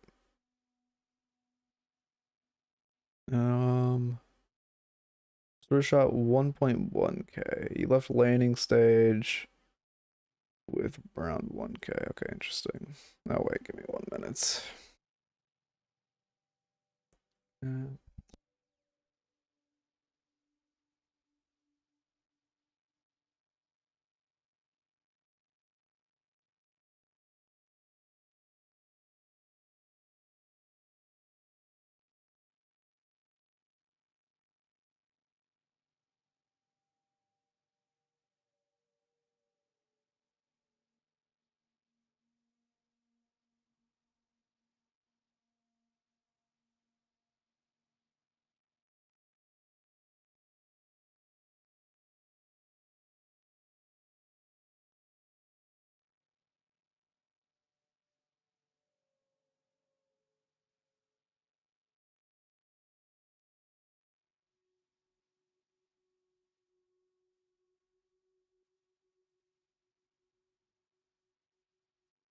Okay, we're back. Let's see. Twitch bullshit happens on single refresh. Had to delete the cache again. Yeah, I don't know. Twitch is fun. Echo. Yeah, I mean, let's see. Back to this. What am I doing? Not here. Go here. Okay. So, okay, it just was trying to collect the data point for that. 1k with restorative shot. And let's see. I mean, yeah, generally you played fine. I mean, there wasn't... I can't think... You know, obviously you are micro-wise kind of getting to a... you know, pretty high point that might be... That I'm not going to have too many tips. But let's see. I don't think we were meleeing that much at the end. That's also something I'm thinking about. Is I noticed you were using... When you bought a Spirit Snatch, you were using it, but then we kind of just plateaued on our use. Transient cooldown. Very nice to have. Wait, no, it is Transcendent cooldown. Was I saying something? I don't know. Maybe I'm going crazy, and I was saying it wrong the whole time. But Transcendent cooldown would be very, very nice to have with full active items. Obviously, it'd be, you know, provide value to literally everything on the board. Also, a little map awareness, which I wouldn't even say like your map awareness is necessarily bad. I would just say that practice of like anchoring your mind to a certain point on the map based on what objectives up. Like if there's one lane that's super important or one objective that you know they're gonna be pushing a lot for, just trying to anchor your mind to that. So then you would see like, you know, okay, Krill's in this lane, but we also see a couple meters back Viper actually pushing the wave, even though she only blipped on the map for a second. Just kind of anchoring your map to always be paying attention to the most important lane. Especially if you're nearby it and can be the one to respond if it needs help, especially, you know, also especially when you're farming and your mind should be on your map. But yeah, I mean, I think generally it was like good gameplay. I can't think of too much else to say. I will start the next raffle. Sorry, that one was one of those ones where it's more what I say in the VOD than what I say after. Raffle, 5 minutes. YouTube raffle. Under false. Okay. Night gambler. Okay.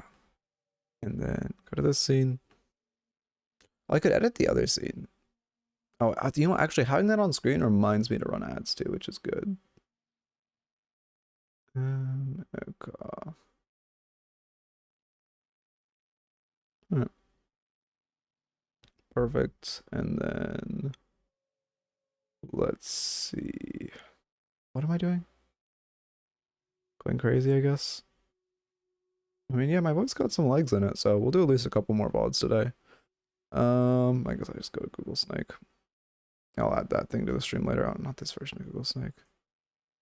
How do I change settings? There we go. I'm not the Google Snake master, unfortunately. They also added like realistic apples for some reason. I don't know what the point of that was.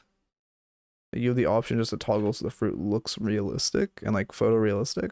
It's probably AI generated, to be honest, but also why? I don't understand why that was a thing that was made. Did I add Gamba? I did. Okay, we're good. Oh, god damn it.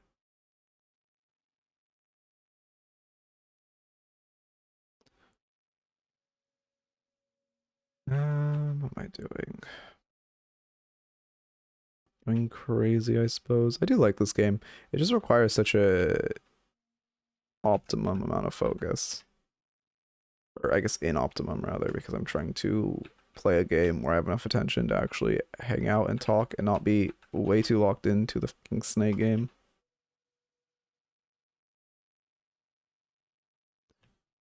Okay.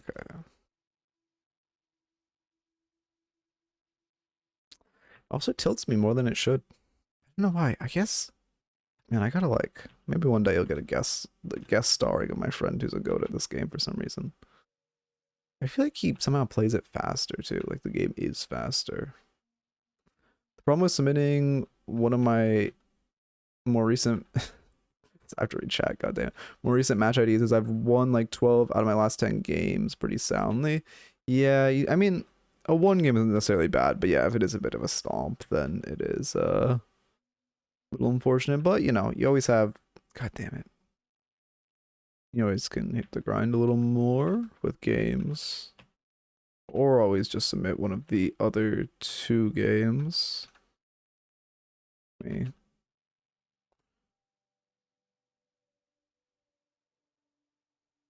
Okay, that was actually one of my better runs. Didn't PB, but well, it covers the high score. Yeah, who cares? I started focusing more on counter building and snagging sinners. Oh, I see. Yeah, the Poshy video made everyone really focus on sinners. But yeah, I mean, counter building is hyper important. That's definitely a good skill to train. Let's see, like as you're climbing through the ranks. Powerful ended still 2 minutes. Okay. I think that's honestly knowing. I mean, yeah, knowing what counter builds are good, and especially just trying a lot of stuff is really good because it will also allow you to make your own builds eventually, which is super important. And like when they did the whole shop overall, that was, you know, players who actually knew how to build with like on the fly and knew how to choose good items got like a huge spike in mobility. And when the game, you know, is still in its infancy and it's changing a lot and getting constant changes and patches and all the items are changing, getting used to what different items do and what different counters do and like how items feel on your character is, I mean, you know, obviously always going to be strong, but even stronger because they're going to keep tweaking items, and being able to feel those changes is really, really powerful. Fuck, man. Same here. Stomps or get stomped by phantom players or people who leave mid game. Yeah, I feel like also in general, I think match like the reason I mentioned I'm not playing that much this patch. I think the reason is just like game quality is so mediocre recently. It's just I think the majority of the player base is also just kind of waiting to like play the game until they do the whole hero dump. Oh god damn it. Is the raffle over? Still 50 seconds? Go insane. There we go. Oracle Infernus. And then go back to the scene. I probably should have set up the other whatever, it doesn't matter. Grab this. Downloads. And then get to, did I stop recording? I did stop recording. Get to the dock. Add new section.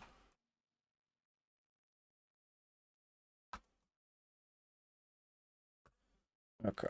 I could add timestamps here. I don't care enough. Let's see. And I did this shit again where like I have a slight itch and now it's like, no, don't itch your face, and now every part of my face is itchy. I love that. I feel like I'm missing something. Oh, the logo. Get Phantom off screen.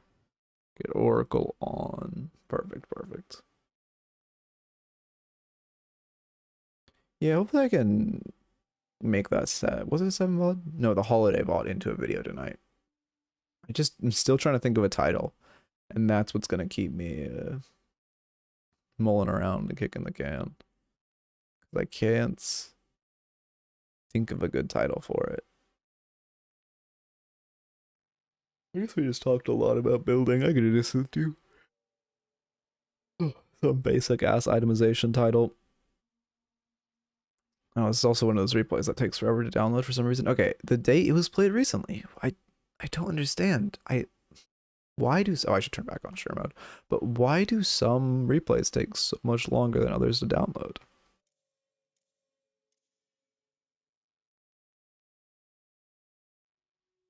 Echo.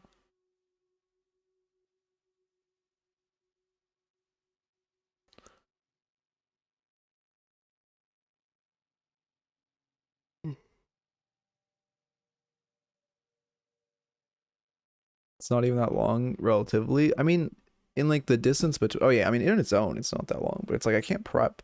I wish. Oh, I was thinking of doing a screen. Oh, that's actually something I should add to my like reminder notes. Is I was thinking of making a downloading replay screen for the long replay downloads. Okay. So I actually will add that as well to the to-do list. Okay. Because it's like the perfect amount of time where you can't do anything. Like it's too short to do anything, but it's too long to do nothing. It's I don't know. I gotta find. I think just making a new screen where I can just play Minesweeper or whatever while it's downloading will be fine.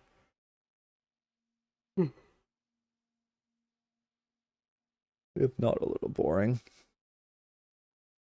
Okay.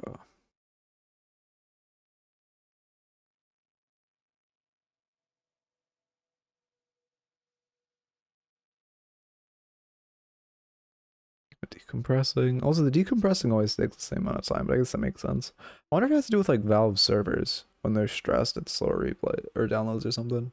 I don't know. There's probably some reason, but alright. Start recording.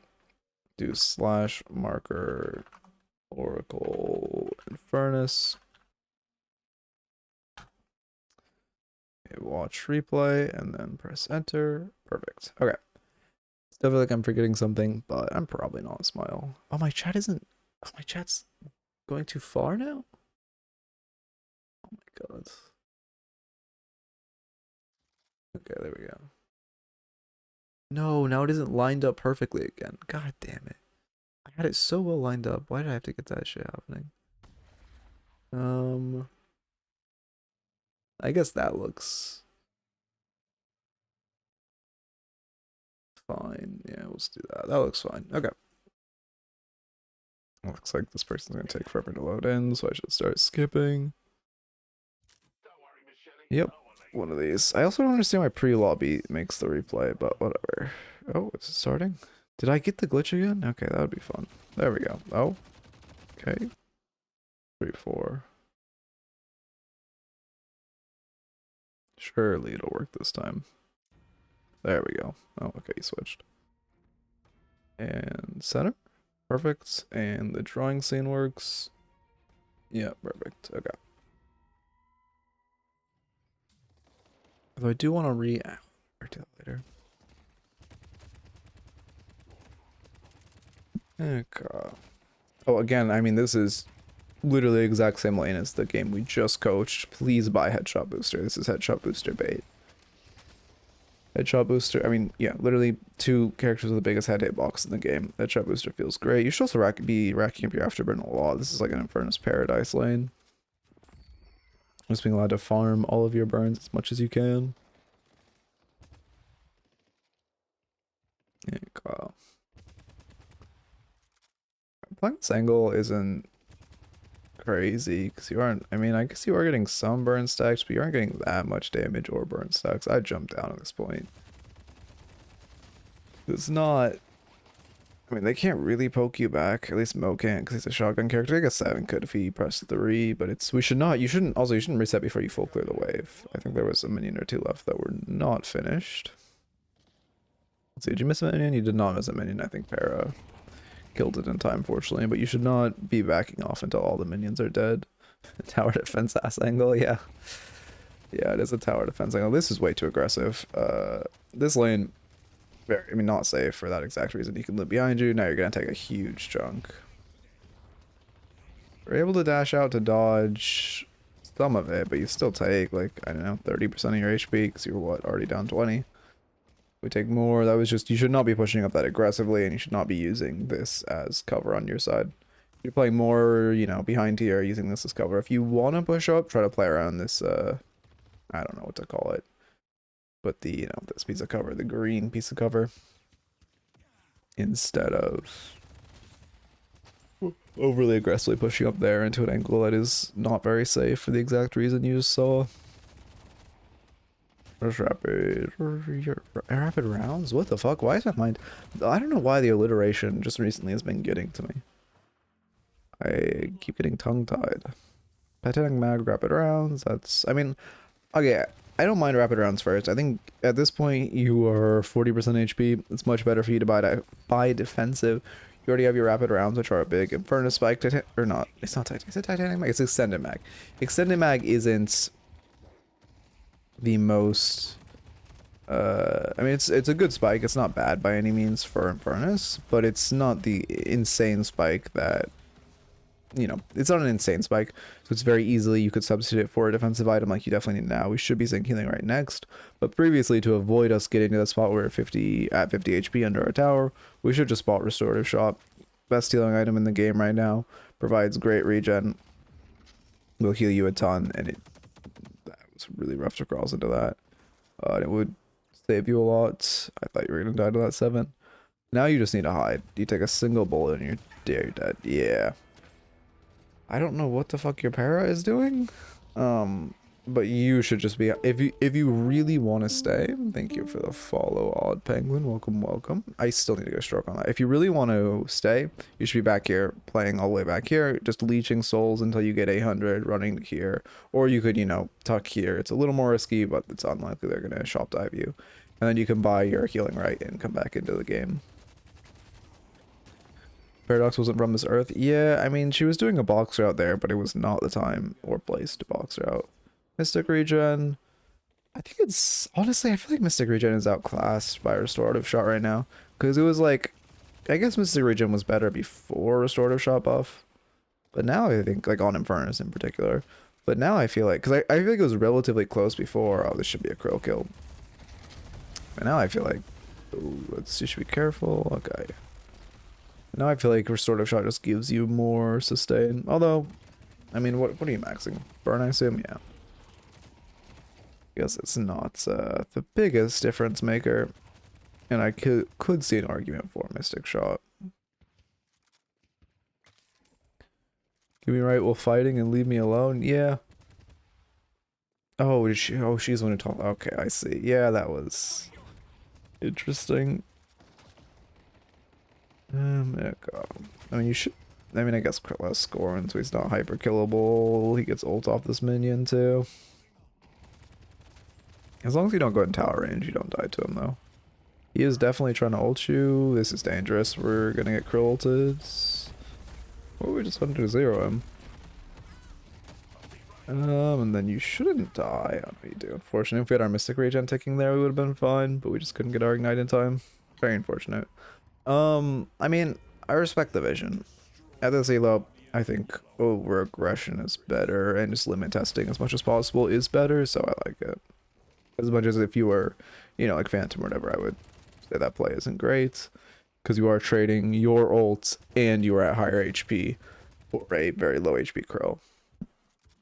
But at this elo, I, like I said, prefer limit testing, prefer over aggression. There, we should be respecting the Krill ult a lot more, although somehow he's already... How is this Krill getting chunked so much? I guess just no barriers, QSR, monster rounds. You should not be trying to shoot him here. Unfortunate. Only thing I would say is right here, I would just throw a Gambler's Parry, because it's your only way of living. Other than that, I mean, you shouldn't have been throwing Pog shots at 7, because you had no chance at killing him, and he had every chance at killing you. But other than those two things, I would say it was, you know, not... Well, I guess, and also, you shouldn't be dashing into a Krill with ults. But it wasn't, you know, other than those. You could get a melee here. I think it's a faster for you, like, yeah, it's definitely faster for you to farm. If you're double meleeing that camp and just shooting one of the minions, it's a faster way for you to farm and you don't have to use your catalyst. We are, oh god. So we just gave an orb and got denied, and then yeah, I was gonna say we let that second minion burn out and they did get the deny. We should just not be giving orbs like that. Not be giving free denies. Yeah, God.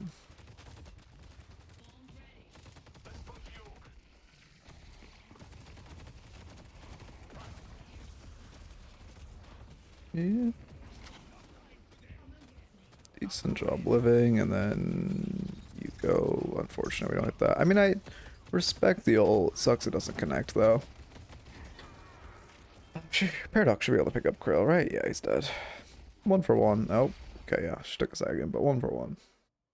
Could be worse. Oh, I do not like the Radiant Regeneration Rush at all. I mean, Radiant Regeneration, not a bad Infernus item, but Rush, it is not great. There, I mean, if you're gonna rush a tier 3 on Infernus, you should be rushing Toxic Bullets, but I don't even think that's really the play. I don't, like I said, don't know the most standardized Infernus build right now, but Titanic Mag would feel good, upgrading Rapid Rounds would feel good, getting extra Spirit would feel great, improved Spirit would feel great. There's a lot of things that are better than Mystic Regen here, and I mean, honestly, I think something as simple as just getting improved Spirit, then upgrading your Mag would be nice. You did kind of bring that stun to your para. Yeah, you are also going a burn-based build. Okay, we put 1 point in a dash now.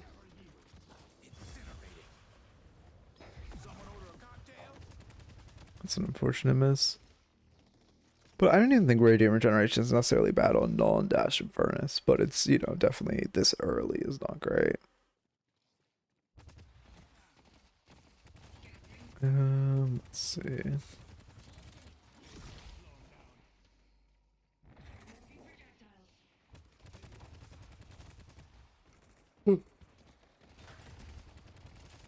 Yeah, God.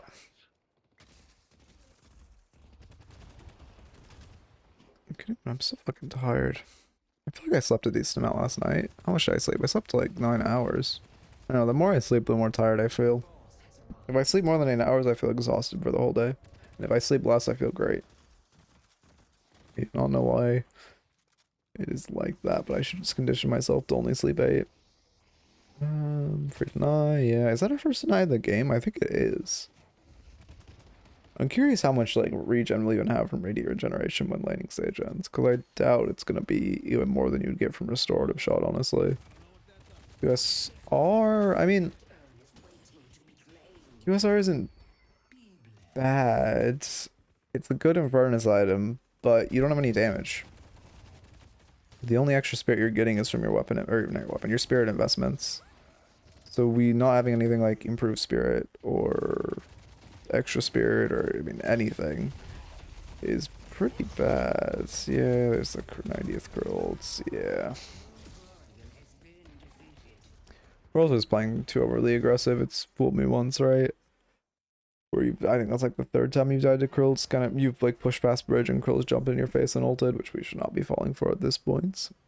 Wait, is his ignite based on bullets or bullet hits? Or bullet damage or bullet hits? Oh, it's based on, it's always a percentage it stacks. It's based on bullet hits. So that's why a lot of Infernuses rush rapid rounds. Because you get, what is it, 8% per bullet? 9% per bullet. And then if you get a headshot, it's an extra, it jumps up at 15%. So that's why a lot of Infernuses will just rush high fire rate in the very early game, because it gives a lot of free value. His Spirit Bop. Bop even have stacks? I guess he has some.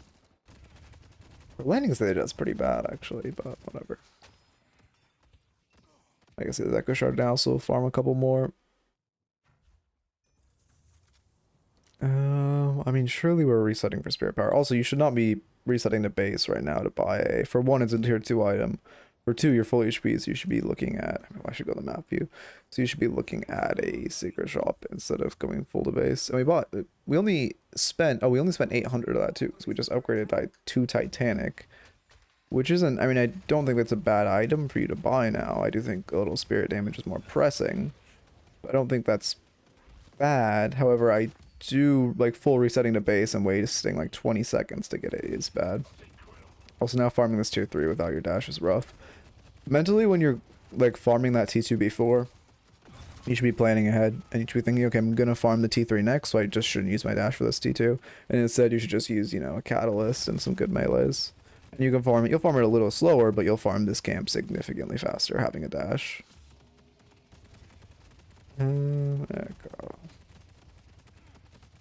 Also, you're kind of just spraying your bullets randomly. The best way you should do this is like, okay, once you finish your reload, I mean, yeah, now you have dash, whatever, so you'll do a lot. Once you finish your reload, you should immediately refresh the ignite on the 2 left ones, shoot this right one until you have 2 bullets left, and then put 1 bullet into the middle one, and then 1 bullet into the left bullet to refresh their burns before you reload. Otherwise, you're wasting a lot of bullets flicking in between them. And I mean, obviously, in this context, it'd be you want to put all your bullets in the furthest one because it's the one with the highest HP. You want to put you just want to put 2 bullets at the start and 2 bullets at the end into whichever 2 are the lowest HP, and then full focus the middle of your mag and the rest of your mag into the highest HP one. Hard camps do damage. Yeah, I mean, this is pretty early to do them, but yeah, if you don't have like Spirit Lifesteal or any kind, I mean, the sustain we have is player based. It can be pretty rough. Well, I think we full reset again, which is not ideal.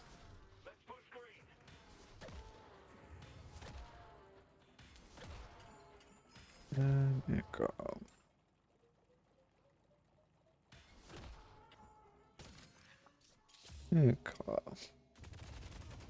Yeah, I mean, honestly, I do like seeing a lot of farming, though. It isn't to the degree of 7, but like I say, if you're playing like an, I mean, especially 7 or like a Haze, and to some degree Infernus, any character that really likes farming, if I'm having to skip around in the vault, it's great. Oh, unfortunate, that ult barely misses. But if I'm having to skip around in the vault, it's great. That means you're playing the character correctly. That means you're farming enough. But if I'm just not having to skip a lot because you're fighting a lot, that is kind of an issue. We should see a few skips in this Infernus VOD, but nothing crazy. Am I sinking again? Kind of. Okay. Yeah, you're getting a lot on this Ivy. We2, okay. I don't think we got the dash refresh, unfortunately. I think if we did, she dies. But you also didn't want to commit. One thing you'll see a lot of high-level Infernuses do there is dash directly into the tower and then cancel the dash and parry the tower. And then if your dash doesn't happen to hit her, you just put 1 bullet into her and she dies. Because you refresh that ignite. So I think, I mean, I understand being afraid of the tower, but you could have been overzealous with it. Although also, to be fair, I wasn't paying attention to the map, so maybe you cancel that for some map-related reasons. Because you were chasing into Fog of War for sure. Do I even have... I do have your map on, right? Yeah, I have your map on. I don't know why I'm saying that when I literally can't see a single person on the enemy team, but you know. We should be lining the tier 3. You want to buy, but it's not the time to rush base. I mean, yeah, you should farm a T3 before you, I think you used to just, I wonder if I should put this on my keyboard, but you need to farm this T3 first. It's, your Bebop's doing it now. He's probably gonna ult it, right? Nope. Oh yeah, there it is. Okay. But it would have been nice to have you do it, and then you could have bought immediately after, which we do buy Improved Spirit, which is good, but it's also a very, very strong bang for your buck item and very, very strong early items, so it would have been a lot better to see it, earlier. Would have been a lot better to see it earlier. Sorry, I tripped over my own words. We should kill Ivy here. You should... No, you got him, maybe. I mean, you're not getting that dash. You're really afraid of the tower. I would recommend watching... I mean, I guess you can just watch me coach more Infernuses. I don't think Wolf has submitted an Infernus VOD in a while. But if you watch, like... If I'm coaching Wolf or you just watch me coach, like, a higher level Infernus, you'll notice they very, very often will just dash directly into tower, cancel it, parry. Because it's the best way of suppressing tower on Infernus and the best way of achieving a dive. Okay. You're getting good damage. Let's see.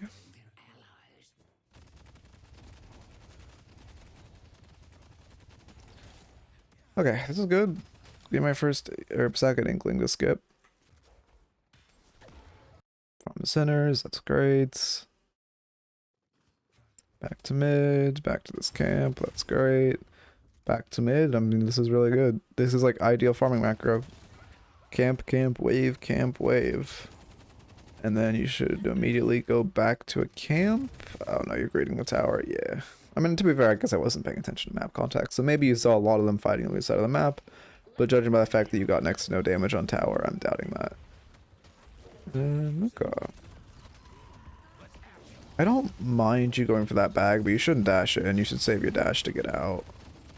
Also, you should put a couple shots in the tower there instead of prioritizing Ivy when it's low. Should catalyst behind ourselves, our burn's about to expire. One really important thing to know on Infernus is that your burn refreshes, or not your burn, your catalyst refreshes your ignite. So right there when Ivy's chasing you and you're reloading when her burn is about to expire, you just want to turn around, throw your catalyst, and then keep running so it continues to keep burning her, and then if she keeps chasing, you can shoot her and you'll probably kill. And you're continuing to take that mystic or mythic regeneration. Okay. Yeah, fine time to reset. Glad we're using our boost. We didn't buy anything. We definitely should have bought. I guess we just got distracted by this wave and now we're gonna go buy. Early. Where's the zipline boost timer? There it is.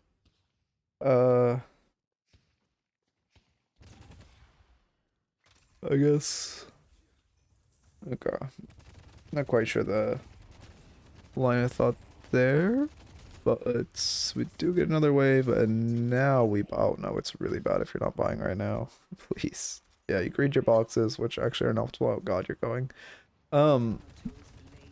Yeah, I mean, especially when you're next to base, you should have bought, and then, usually, like, that time, instead of integrating, like, oh god, your paradox is going in too, and you're running away. Which I do think running away is the correct call.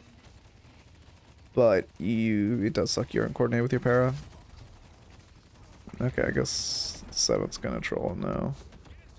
I mean, you got 7 ult, you just reset, you should dash away. Don't go cubby, you could just walk out. Okay, they luckily expected you to walk out. But like right there, it is the exact same amount of movement to just go around this corner and you are 1,000 times safer. Which we do get out, and now Shirley will buy. I mean, judging by your playstyle, I would guess Ricochet. I don't mind Ricochet either. It's obviously a strong Infernus item. But I'm guessing for 6k at this point, it's Ricochet, yeah, Ricochet, and Spirit Lifesteal and Enduring Speed. Are we auto-queuing our entire build? Because that's an issue if that's what's happening. Because that was 3 items pre-bought, which is not ideal. You never want to be auto, like, I don't know, I genuinely hope they remove that feature from Deadlock of auto queuing builds. You shouldn't dash before you're reloading. Well, okay, so you did start a reload when you dashed. First off, you should catalyst first, and then second off, you should shoot your whole mag out and then start reloading and dash. You shot like, I don't know, 30 your mag out and then start reloading and dash. Again, just try to min-max the damage as much as possible. Okay.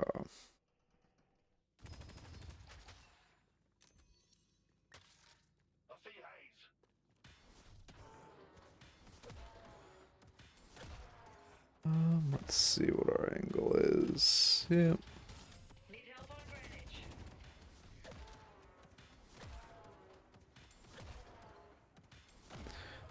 Guardian's bugged and not shooting. I think it was just slightly out of range. But I mean I could be incorrect. Maybe it was just tweaking.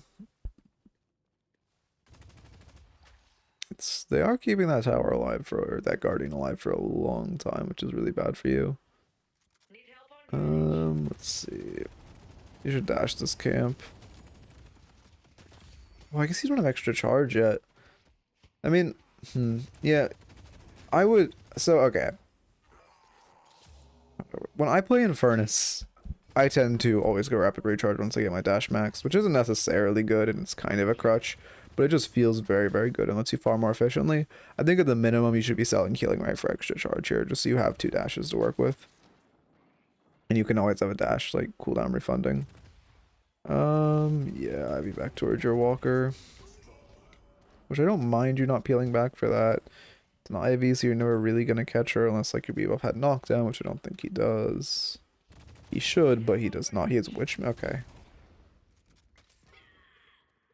Now we should just go farm a camp. Yeah, perfect. I mean, we're not walking towards any camps, but I like that we're walking into our jungle. Oh, we're going for secret shop. Okay, fair enough. So right for... Oh, we did go rapid recharge. Okay, fair enough. Like I said, I don't think it is necessarily the best option, and I think it's a bit of a crutch if you're not a dash build, but I really like having it because it's, you know, a very, very nice crutch. And it also just ups your farming speed so much. Yeah, we should just dash away. Yeah, perfect. Now that you have rapid recharge, you're virtually unkillable. Oh, that ult's bad. Also, that movement's bad. I mean, you go for 1-for-1, or you go 1-for-0. Okay, good job living. A couple things. First off, I mean, I guess we'll just first off. The ult was, I guess, spacing. Although at that point, when you see Wraith throw the TP, you should just, if you're thinking of turning, when you see Wraith throw the TP up here, you should just immediately press ult and then turn on her. And secondly, when you're walking out, there's a couple ways you could do this. The dash jump was not the play. You could just dash jump up here, and then go to this fan. If you want to be, I somehow lost myself. If you want to be quirky, dash, jump, wall jump off this, and then mantle. But in order to make this with just the stamina you had, you need to hit a wall jump off of this wall. And that would have, you know, put you not in that unfortunate circumstance, but good job getting the kill.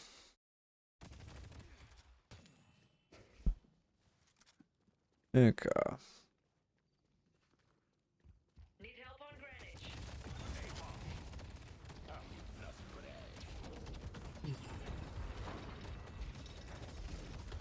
And then, yeah, there goes Krill. Unfortunately, just a little overly aggressive. The only thing we really have, I mean, Wraith ult's a little scary, but normally we can outpace it. The only thing we really have to be scared of when we have rapid recharge is the Krill ult. And, I mean, you know, also Lash ult could be used on the fly, but it would be bad. Did he use it there? I swear I heard bells. Maybe I'm crazy. It would be bad for him to solo ult us. And then Wraith ult, again, a little scary, but when you're in dash, you can always outpace it. So as long as you aren't like running directly at her when she has ult, you're fine. Versus Krill, who can, you know, move to you and get his ult on you very easily, especially... does he have warps on you? I know he doesn't have Phantom Strike. He doesn't have a single movement ability. Okay, he's a lot less scary, just don't run at him. Does make sense he's going full Spirit as your team is way too hard Spirit. But no, I mean, Gun Infernus is pretty troll at this point in the game, so not much you can do about it. Yeah,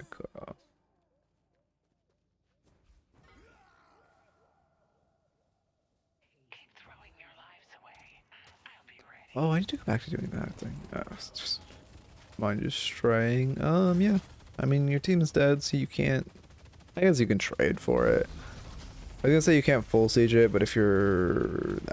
Yeah, that was not the time to dash. If you're just trying to trade with it, like, I wouldn't even be fighting the 7. Did your burn really kill him? Or kill the walker? Yeah, now 7 kills you, surely. Why is he sticking the ult? Don't go in there, please. Okay, I don't know why he stuck the ult. He should have canceled and killed you. You do not want to stay, because you can't even still rejuve. Without your ult, you can't get more than 1 melee, which isn't really worth your death, because you're just going to immediately use the soul rebirth. And then secondly, you should not, when you're 1 HP, not be looking to steal. But thirdly, you should have just been looking straight for that walker, because in every world he should have canceled his ult and then just killed you after you got hit by his lightning scroll. Yeah, God. Headed to York. First I soak 'em, then I light 'em up. Let's see. You're not really out your team fight on Walker. You should be there to help with your team defense. And if you are going to, not worth it to melee the vending machine there. But also, if you're not going to be at that fight with your team, you should at least be getting something. Is she really beating you this hard? I feel like you should be winning this fight. You should be getting some value around the map, like pushing a lane or something. Just kind of farming while your team is taking a big team fight is not good at all. And you should either be, I mean, you really should just be at that fight. I mean, you're going for Walker now. Like, this is good. This is your, you know, your whole team is, I don't need to go to the map. Your whole team's fighting, so you come here and you go to siege an objective. That's great. When your whole team is fighting and you're just kind of farming, that's bad. But it's not like you necessarily have to be at this team fight. You should be able to kill Hayes. She has no ult. She's not scary at all. You can actually take one of their rejuves here. This is really big. Terrible by the Haze. And you should be able to full kill her too. Oh, I don't like that dash. Oh, I guess she forgot about rejuve. Okay, well that's good.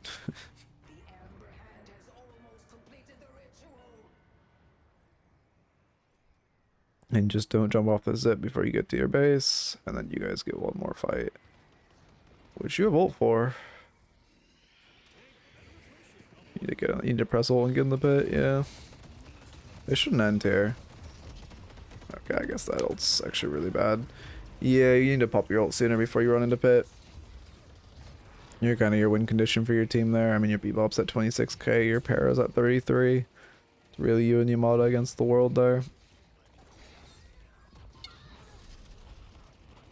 How many stacks does this guy have? 81. I mean, his stacks aren't bad. He just has no soul count. I got flamed for that. Yeah, but that's the type of thing where you just mute whoever like flames you because they're stupid and don't understand the game. Like that's the type of thing where like that's just a consequence of low elo where like you'll always that's okay. Again, I always talk about how I didn't turn on when I was in my climb. I didn't turn on comms until I hit Phantom because I just didn't want to interact with people who would. Because I, you know, came from a lot of MOBA experience. I didn't want to interact with the type of people. I honestly like stealing that from Bebop. He might get pissed at you, but souls are much more valuable on you. But it's like so often you'll make the correct call, but they are just like FPS players and they don't understand that. So you'll always get flamed for it. And that is like, I consider myself to have a relatively strong mental, but that is the thing that like breaks me mentally and I just cannot take. So you just gotta like, whoever flamed you for that, just mute them and move on. They're just worse than you and they won't, well, they will climb eventually when they learn, but like they're just worse than you and just leave it at that.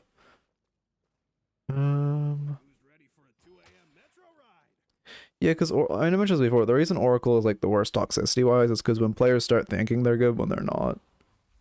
Oracle is the point when players like, oh, that's unfortunate, now we just get krill ulted. Yeah, unfortunate. I mean, you can see if you just, I mean, I went on my whole tangent, but you can see if you just look at map, like you're here, your whole team is not past this line. Like you're always gonna die for that. Okay.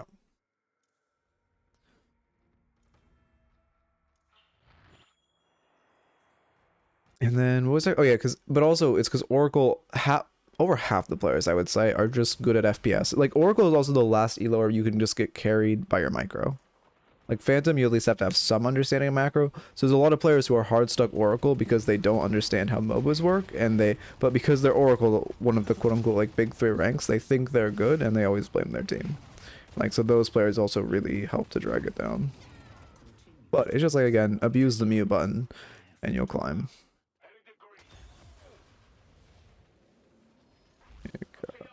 They also really need to redo Infernus' like head flame texture. It looks so janky when he's dashing.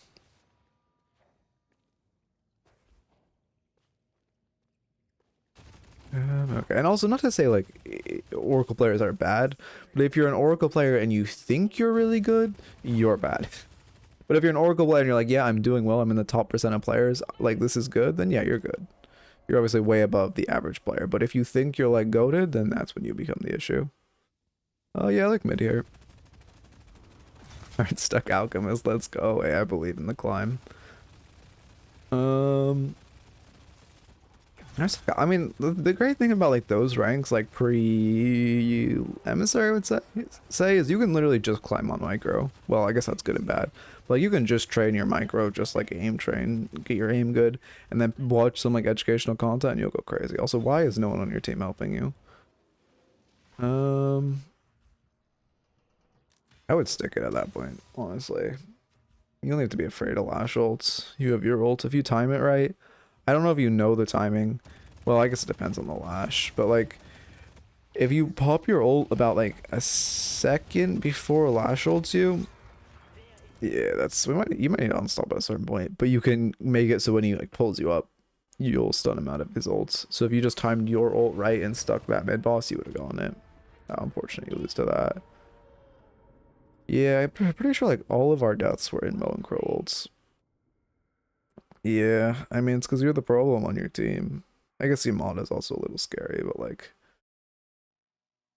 you and Yamada, I mean, honestly, your team wasn't even not doing damage. They just weren't doing useful damage. But like if I'm Krill, I mean, okay, well, also there's a capacity of you also kind of always being in Krill's face and not respecting his ult. There is a capacity of he's probably actively targeting like you and Yamada because you two are the most scary.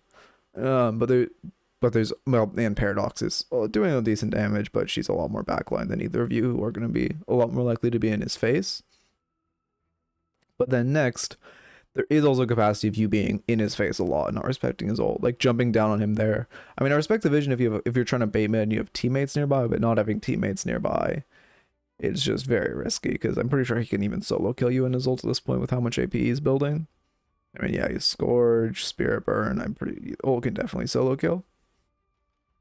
Yeah, so it's very scary when you have no debuff resistance, which, well, I guess you do have debuff remover, but wow, he actually just had so much duration, didn't even feel like you had debuff resistance. I guess he is just kind of duration maxing, but anyway, you also shouldn't be you should be trying to avoid getting in his range, because as much as this Krill was only ulting you, he doesn't have a single mobility item. He doesn't have a Warp Stone or a Phantom Strike, so he's really not that scary if you're just spacing him. Like, if you just abuse, keep like a 7-meter distance in between you and him at all times, he can never distance. Like, he can never catch you. He can never close the distance. Let's see. Next, no headshot booster in lane. I would have copped headshot booster in lane. I talked about that before. And you should not be rushing Radiant Regeneration. You bought Reactive Barrier as like a counter to Krill. But if you want to go a counter to Krill, you just should commit to Unstop. Because having Unstop for him would be great. I mean, Unstop into this comp is also amazing. Blocks Krill, Lash ult, Ivy Silence, Wraith ult. Like, it would be great to have. And let's see. Next off, I mean, honestly, the biggest thing I would say from you was just the not respecting. It was just really not respecting Krill. Like, it's pretty hard for you to win this game. You just need to show a lot more respect to him, and I think like genuinely that is the biggest point. But other points, the camp farming hygiene. We could clean up how fast you farmed camps or well you farm camps. I talked about it before, but just the macro of trying to use your dash on the biggest camp you're gonna farm soon before you have rapid recharge. The macro of making sure you're not losing a lot of bullets flicking between the minions. You don't want to just like spray all of the creeps at the same time as Infernus to get your burn. You want to systematically like make sure it's like 2 bullets or 1 in each, mag into the third one, bullet into the other 2, and then reload and dash. Like that type of system. And then also, I mean, you did a good amount of farming. I mentioned it before, but there was a good amount of farming in the mid game where it felt like I had to skip a lot because you're spending a lot of time in jungle. But that only really happened in the mid game. where there was a lot of time where we were just kind of, you know, seeking out the fight, not really balancing between waves and camps. Also, the resetting, you were going to your base way too much instead of using Secret Shop, especially in the early game when you didn't have, you know, decent healing. Like, you'd be full HP or only down like 10% HP and you go to your base, which is not great. You should be, and then lastly, that mid boss, you should just stuck it. When you have ults and you're the only PC utility you have to contest it is Lash ult, you should just stick it. Because if you time your ult right, Lash's ult isn't crazy value, and then you should be able to get it pretty well. Anyway, those are the biggest points.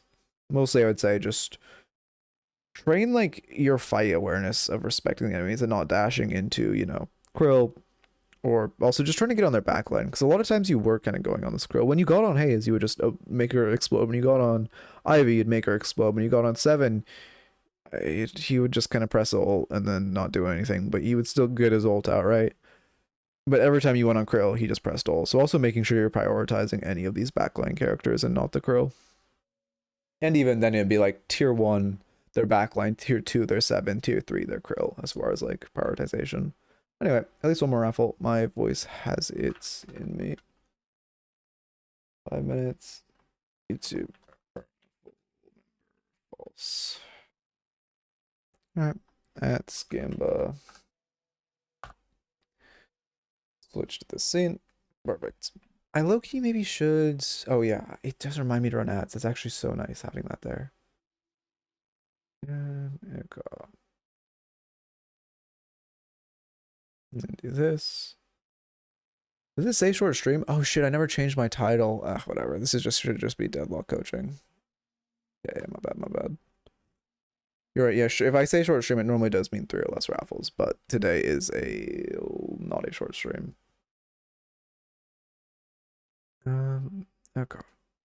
Let me go. Do I add this scene to the map zoom? No, actually I don't want to mess with that scene right now because it shows my whole monitor. Or it's the only scene I have that isn't a window-based scene because it needs to show the drawing. Yeah, let's just play Google Snake. Or Minesweeper. Let's do Minesweeper. That has to be 1, which means this has to be free. This has to be free. That has to be 1. That has to be 1. Which doesn't really mean shit. Yeah, of course, Salty. I'm always happy to coach. Like I genuinely enjoy it. So it's not like, I mean, I definitely have my ups and like, you know, if I ever take breaks from streaming, you know, partially it's probably my like I'll get like on a, you know, a week where I'm just like feeling really burnt out, or like, you know, life is just being a lot. But when I'm doing well, and like I really enjoy it, and it's just a fun thing that I don't know, I get to bring value. A little imposter syndrome about it sometimes, like I said before, but you know, I just really enjoy doing it. It's also kind of honoring Woohoojin because he was like, I mean, he was, as far as my whole improvement mentality and learning all of that, he was like when he played Valorant, I very much looked up to him. So it's great to be able to like continue his, I mean, I don't want to say memory because he's not fucking dead, but like continue his legacy in a different game. Okay. 1, 2, that has to be here. That has to be blank. Oh god, I'm getting a straight line. That's not good. 3, 4, 1, 2, 3. Wait, 4? No, it only has 4. It could be connected to. Oh, perfect. And then this 3 already has 3, so that can't be 1. I was so nervous for that click, but we're good. 4 has to be these. Oh no, there's that. Okay, thank god I saw that. Oh, but this has 2, so it can't be here. So it has to be here. Okay, perfect. And then 2, so it has to be there. Which means, okay, this is where I'm starting to taper out. One of these has to be 1, which means this guaranteed has to be 1 because this 3 needs 1 here, but it can't be both of these because it's next to the 1. Okay, which now frees up this 3. The thing is, German Deadlock is way too small. We have like 2 to 3 German E6 players. I know 1 and a new Ascendant, but also 2 less. Damn, it is crazy how small this game is. It always hits me, like when I was, you know, when I was getting recognized in game and stuff, it was always like, damn, we're just like, there's like 5 people playing this game, which is also crazy. I'm managing to pull like, you know, 20 viewers in this small of a community like that. I think that'll hit me more when the game comes out. Like, you know, obviously I'm not going to keep the same proportion of the community I have, but if, you know, hopefully I can grow with it, and that'll be crazy. But it's crazy to me, like, especially, you know, I used to do YouTube way back in the day uploading Stardew content. I would not get like I mean, I wouldn't quite literally wouldn't get a 20th of this. Or 20th of this doing, you know, with a community that is infinitely bigger. So it's kind of crazy, like how small the community is. Especially seeing the same people in your game is something we kind of take. Well, I would say generally the player base takes for granted, except for me, I would say the opposite because I actively want that to change since this is like, you know, one of my careers. I actually want the game to get bigger. How much time is left on the raffle? A minute? Okay, yeah, Minesweeper is definitely better for talking and playing the game. 3, it's only next to 3, so it has to be this. Yeah, and then these 3 have to be clear. Perfect. This has 2, which it's already next to 2. There we go. That's some fucking ground to work with. Okay. 1, 2, 3. Perfect. That is 2. That works. That works. This has to be 1, which means these 3 have to be free. There we go. Committed to the Minesweeper run now. This is next to 1, so it can't be here or here. This has to be 1 then, which this also has to be 1. And then, okay, still haven't actually gotten that much. Oh no, this has 2, so this has to be free? This has 1. Oh no, this isn't next to 1. Oh, I fucked up. Oh, okay, because this is here. So this is free. Okay, that was close. And then this has 2, so this is all free. Which means this has to be a bomb. Okay, Archon Ivy review. Give me 1 second because I'm actually committed to the Minesweeper game. But ironically. There we go. Okay, we'll love to see that. 1 that's free, 1 that's free. That has to be here. That has to be here, and then 2, so this needs to be here. Free this, free this. Okay. I think I'm gonna throw 1, 2, 3. This has to be clear. This has 2. This has to be clear. And then I don't know. I literally have a square. I'm running out. Oh, thank you. Yeah, my typing skill. I honestly like need to fix up my typing like ability. Jesus Christ. Jesus Christ. Okay, I'm not going insane. For some reason, the FEEL looks wrong, but it obviously isn't, because FEAL is definitely not right. But thank you for the correction. I do need a genuine typing class. Okay, we'll do the question now. Let me get the replay downloaded. Grab the IT. Bring it over here. And then while it's downloading, is the replay really old? It's not. No, the replay will definitely work. It's not that old. Oh, is this a what's it called? The one tournament I always forget the name of. 1, and then this has 2, so this has to be here. This has 3, so this has to be here, which means this has to be free. 3, it has to be one of these 2, but 2 has to be, okay, fuck. Uh-oh. Oh no, this is a 1. It's already next to 1. So yeah. Oh, there we go. That's big. 1, that's here. 2, that has to be free. 4 and 3, so this has to be 1. This has 2, so it just literally has to be, yeah, these 2. And then this has to be 1, which means this has to be free. This has to be free. This has to be free. 3, so these 2 literally have to be 1. This has to be free. There we go. God damn it. God damn it. 1, 2, 3. Where did I make the mistake? No, this has to be 1, 2, 3, 1, 2, 3, 1, 2, 3. Yeah, this 4. 1, 2, 3, 4. 1, 1, 2. 1, 2, 3. 1, 2, 3. 1, 2, 3, 4. 1, 2, 3. What the fuck? 1, 2. Oh, it's here. It's here. This isn't 1. There we go. Okay. And now the replay's done downloading. And pretty close. Okay. One thing I should mention is that the Ivy oh fuck, I never stopped recording for the last one. One thing I should mention is that the Ivy I play is a bit fundamentally different than normal Spirit. Okay. Yeah, I'm interested. God damn it, my chat still isn't lined up.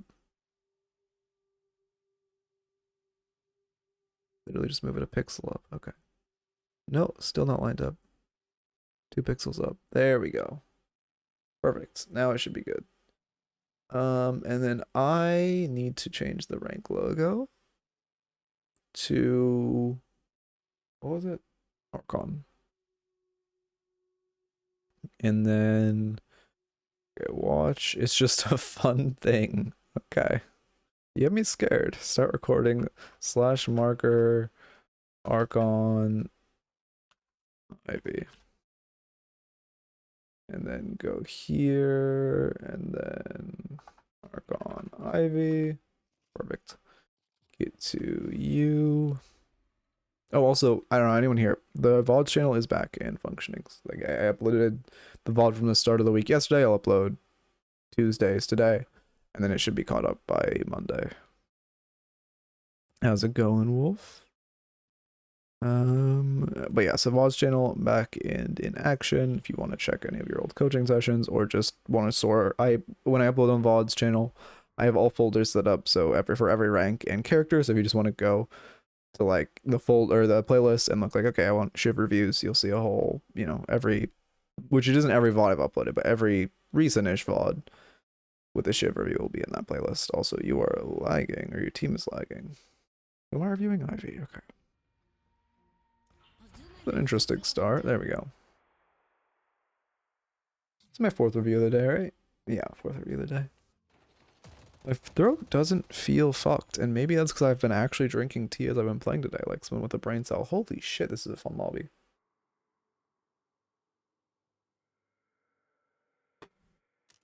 Yeah, girl.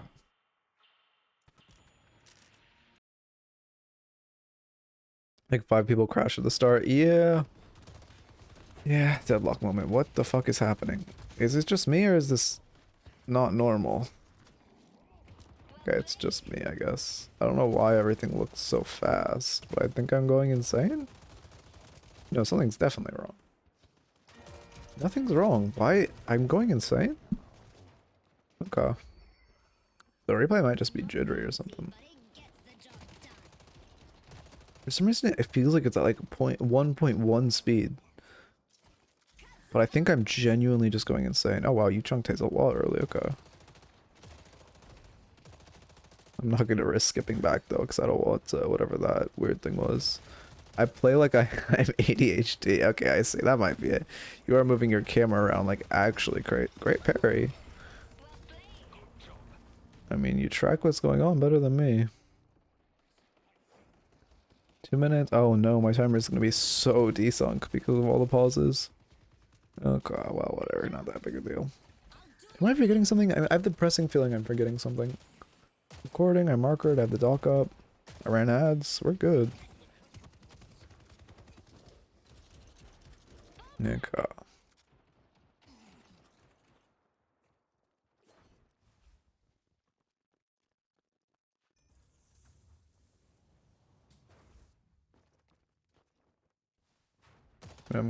Like the box route, although you are on a very tight timer. Yeah, I wouldn't commit to the long way. I'd recommend you should just grab that urn and then walked out from the top. I don't think you missed a minion. Did you? No, you didn't. But it was very close, and your Krill not pushing wave helped a lot. But also, I don't think that was a good time to box her out. If you want to do something, you should just farm the T1 next to you in that like small window instead of doing a very, very far away box route. But I do like to see box routing. You know, love to see this one pushing boxes. Krill not have QSR? No, he does. How is he not full HP? I will never understand how Krill players manage to not be full HP the second they buy QSR. And just heal for like 500 HP every scorn. Good Katsu. Or extra charge monster rounds. I don't think... I wouldn't recommend extra charge start. Monster rounds is obviously pretty standard on Ivy. I think you shopped when you bought both, so I won't consider either one of them bought first. Obviously, monster rounds should be the first item you buy on Ivy. But extra charge doesn't provide a crazy... I mean, it provides good value, but it doesn't provide as much value as something like extra spirit up the gate. Because you already have a good amount of Katsu charges. You're not going... I mean, assume you're going to put 2 points into it next, but he's not going... That's a bad swing for him. You still aren't going crazy with it. We shouldn't be using our stone form aggressively. Like, I know you're kind of stunning for the cage on your crow, but it's still, they should never get hit by that before you have the bonus range on your stone form. And they should, or not the bonus range, but like the before you have what's the item called? Mystic Reach?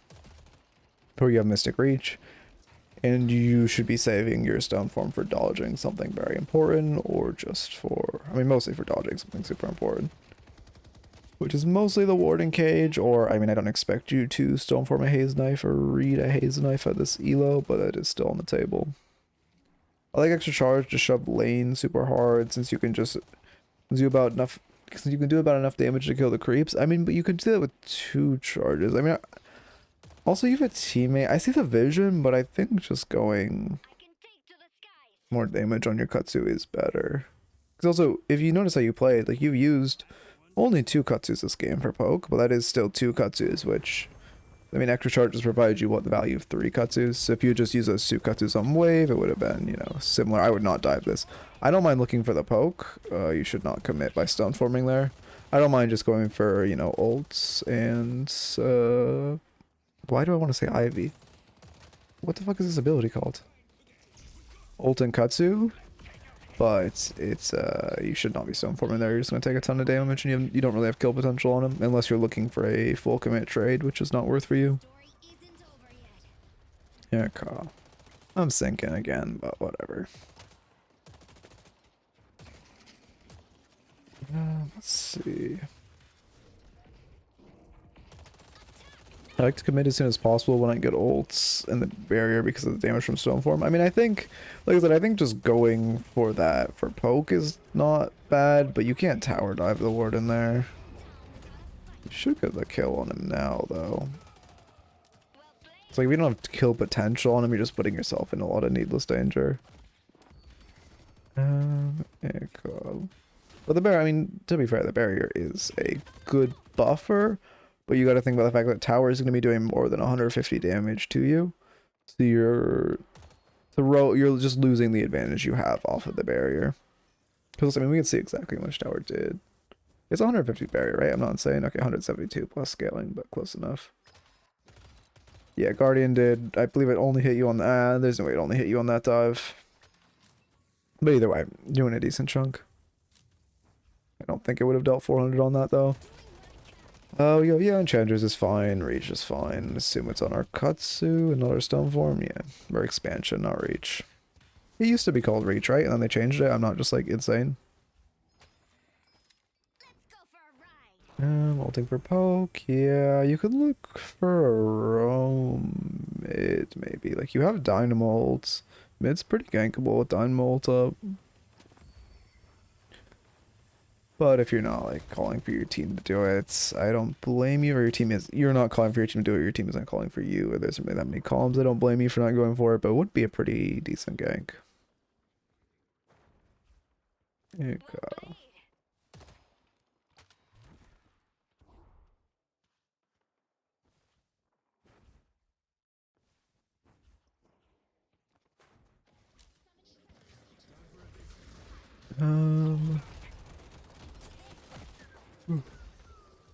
I didn't go for it here yet just because Moon mentioned he was roaming. Okay, I see you, I see you.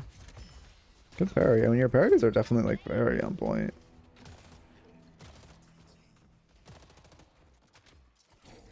Oh my god. You're probably gonna lose that left side tower. Don't know why I said you're like that. Oh, my voice fucking. Oh wait, no, I'm so used to it being the other team. Okay, so your Shiv, yeah, your Mo's there to catch it, and that's also right side.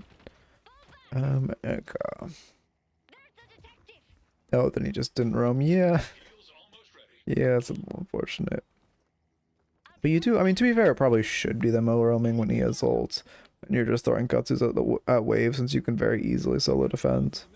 Cultist, yeah. What is with the revitalization of Cultist? I mean, obviously, it's not like... You know, I haven't used it enough recently to talk about it, but... I'm curious it's getting such a, resurgence and people actually buying it. I like cultists since I use my bomb to steal camps. It's kind of useful. I mean, yeah, don't get me wrong. I don't think it's bad on Ivy. I'm just curious. I'm like seeing it more and more and more. I guess it's just people like recognizing the item more, but I don't think it's been gotten any like recent stat changes or major stat changes.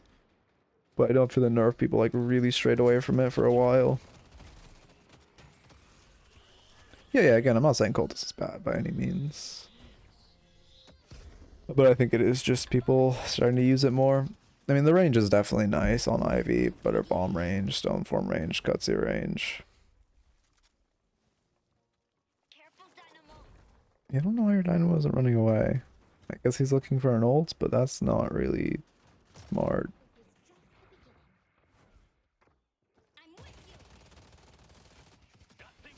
Yeah, cool.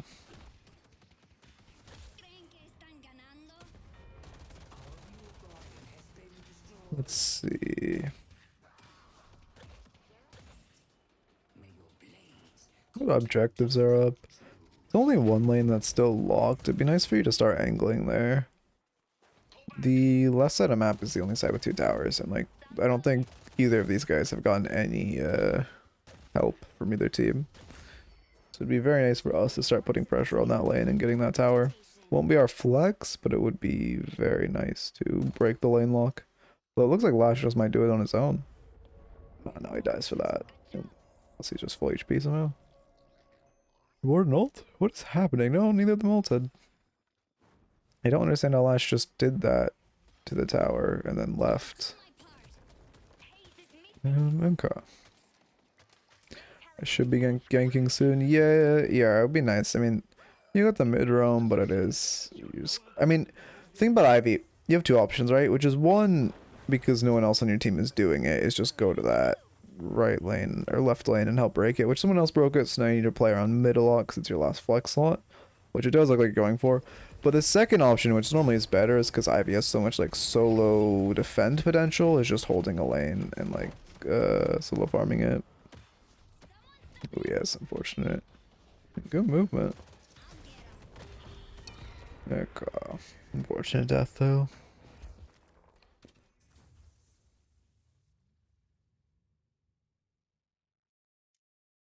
Let's see. Now we're coming to this lane. I mean, now we just really need to focus on the center lane. Unless Vindicta's just... Okay, I guess Vindicta's just going to get the tower. I mean, your team's doing a good job of, like, getting objectives. Now you just got to defend your Guardians for a bit until you have Walker kill potential. Okay. Also, your Cultist is... Yeah, your Cultist isn't up, so you're pretty weak right now. You should just look to farm. You don't want to fight at all while the Cultist buff isn't up. When you rush it, it's just such a huge, like, power differential having it up or not. I mean, no, it's pretty strong.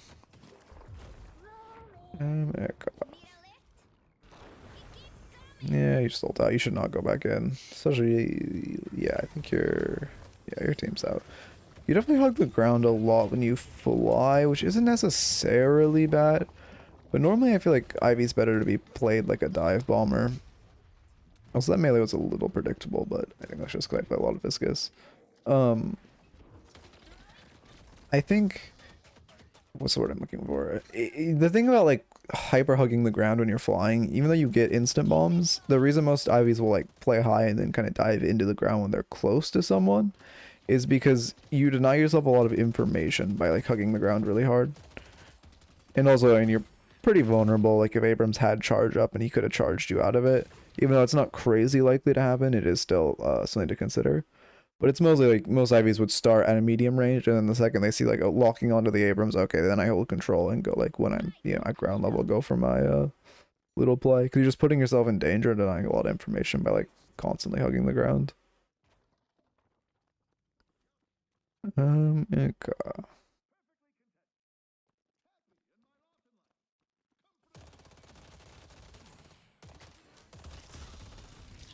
I gotta sit up.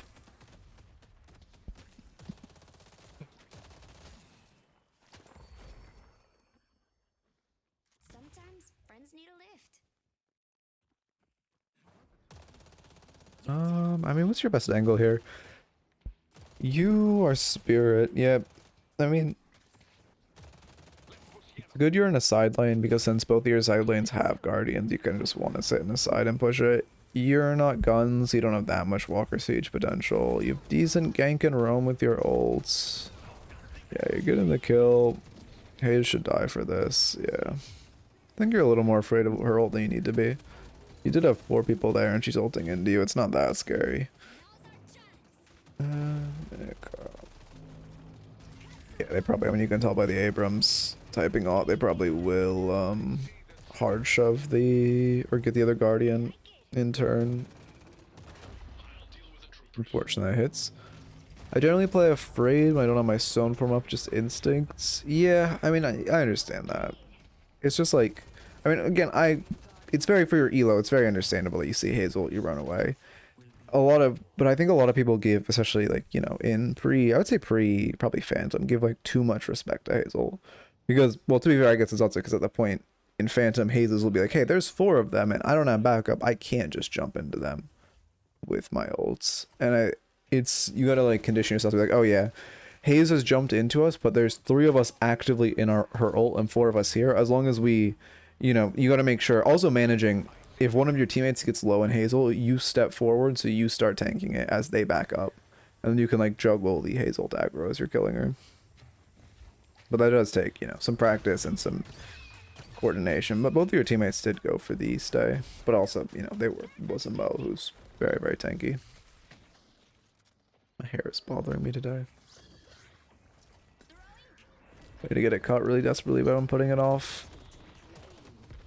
I'll probably keep putting it off for like another month at least, knowing me, but you know.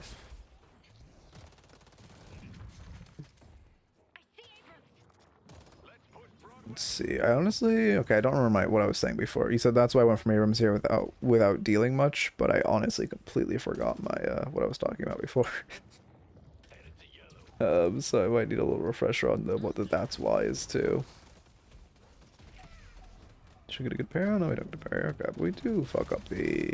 Oh, no. Yeah, we just get jumped. Unfortunate. Your team's here. I don't mind that death. I mean, we probably shouldn't be in hyper enclosed space like that. But your whole team is here, so it's not like a terrible death. Why does that dynamo just not last? Oh, God. That's why. Oh, God. Okay. Alright. Where the fuck are you? There you are. 1, 2...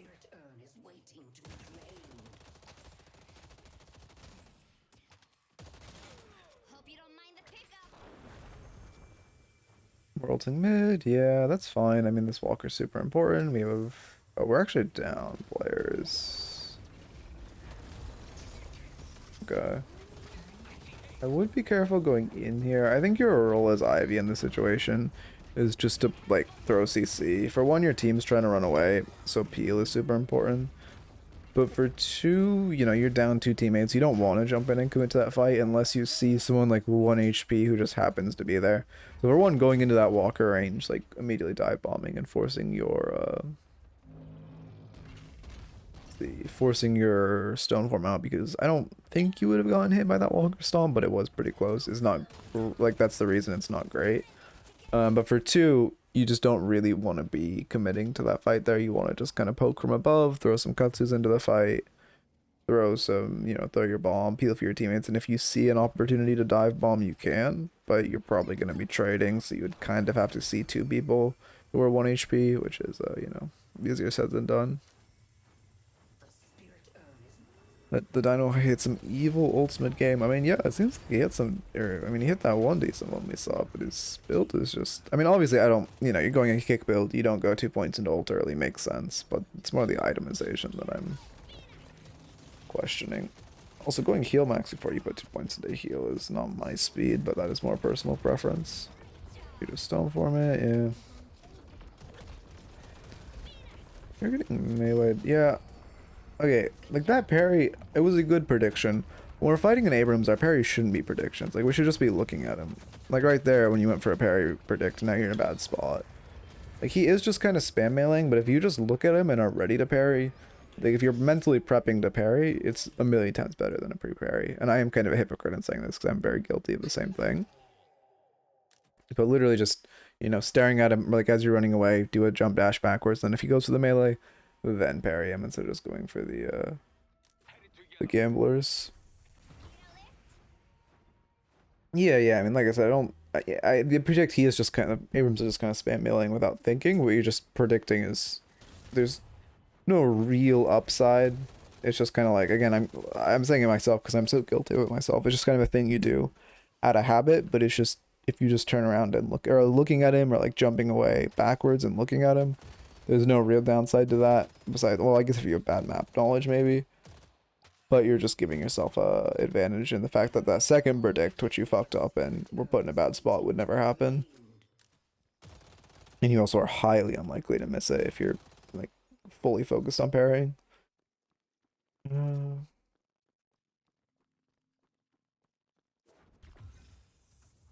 didn't even see it. I just saw the with my haze part or with my father part for that. It's probably in team chat because they're flaming each other, but I did not see what she started typing. Oh god. Lightning scroll. I mean, yeah, whatever. Are you ult maxing? The one thing about lightning scroll, I mean, I guess you superior cooldown. Yeah, all right. You did say your playstyle was interesting. It's not a bad Ivy item. You're just trying to 100 to 0 him, yeah. Oh, too low to be a farmer, I see. Oh, he said this is my fourth Smurf. I'm a farmer, and then too low to be a farmer, I see. Yeah, whenever someone says it's their Smurf, it's not. It's not. Especially this haze. Definitely not a farmer. Oh god. Or if it is, and like I to be fair, a long time ago I was guilty of this, like when I played Valorant and was like really shit at the game like 6 years ago, 5 years ago. Has it been that long? Damn. But anyway, I was like a person who would say it was a Smurf because it was like a Smurf at a very similar to Elo to what my main was, and I felt like it was one of the things where you make a Smurf like, oh, if I make a new account, like what's holding me back is my MMR. If I make a new account, surely I'll climb that like, you know, copium line. And then you like, you know, then you're hypermeasuring and it's a Smurf when it's like that account's silver 1 and your main silver 3.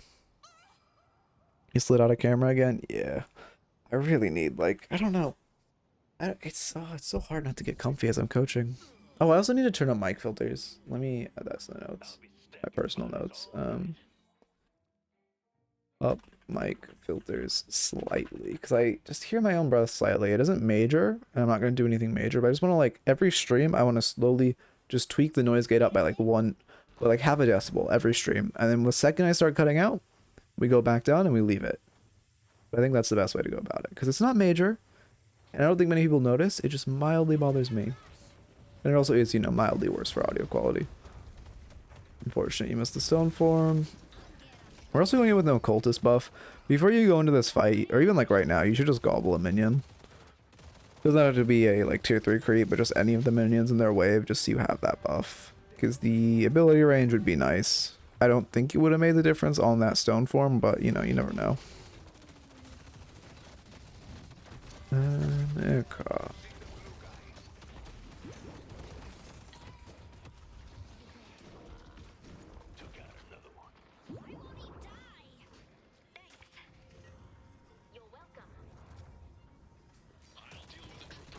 Let's see. I mean, you should be a little. I don't really know what was happening there. I'm sorry, my mind was like going on an adventure, but we should be focusing Patron. Like their Haze and Warden are both respawning with ults. It's getting kind of scary. Yeah, it's really rough. I mean, if your team doesn't get Patron, you should go shoot it. Otherwise, you should ult away. Okay, your team got it. Now you should just run the fuck away. You probably die for this, right? Oh, your team's calling to stay. That's a bad call. I mean, they have Warden. Okay, Warden instead. I was gonna say they have Wardenal and Hazel and Pit. The second you kill Warden, this is a good stay. But overstaying when 2 of your teammates, Shiv and Ivy, are both not healthy, they're only down 2? So they're down 3, I think Wraith was dead as well. No, she wasn't. They're only down 2, and they have a Warden and Hazel for Pit is very, very scary. Although, to be fair, their Warden is 16k and 0 and 10, actually, so maybe I'm overvaluing him. Yeah, maybe I'm overvaluing it. I did not realize how... its value, but I mean it's still a risky stay with him alive, even because even the most useless Warden, like he just presses ult, it's doing 214 DPS to your whole team if they're in Pit. Like that's nothing to scoff at. and it's gonna be hard to kill them. But anyway, didn't take notes, so this will be. I do think this VOD was generally a more active notes VOD than like much to recap. But I think the biggest thing with your ults is not. I mean, you know, hard hugging the ground you can do if it's really your preference. I do think, you know, just being 10 meters up gives you a lot more survivability and information, and then you can dive down. But if you really like the hard hugging the place ground, I won't stop you. But when you have that playstyle, you were too overcommitted to going in. You gotta keep in mind that you can just not find anything on your ult. Like that when you ulted behind that fight on mid, and then you like went in on the Viscous and Abrams. Like right there, you should have just pulled up and like, okay, you know, this is not a time I want to go in, not a situation. We just drop a bomb, drop a Kutsu, leave. I don't think there was a single ult you did that you didn't end with a stone form. So you also got to keep in mind that sometimes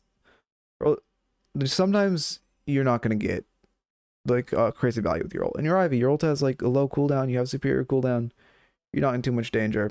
There's a lot of open slots at the end, but that's whatever. You don't have to be like crazy.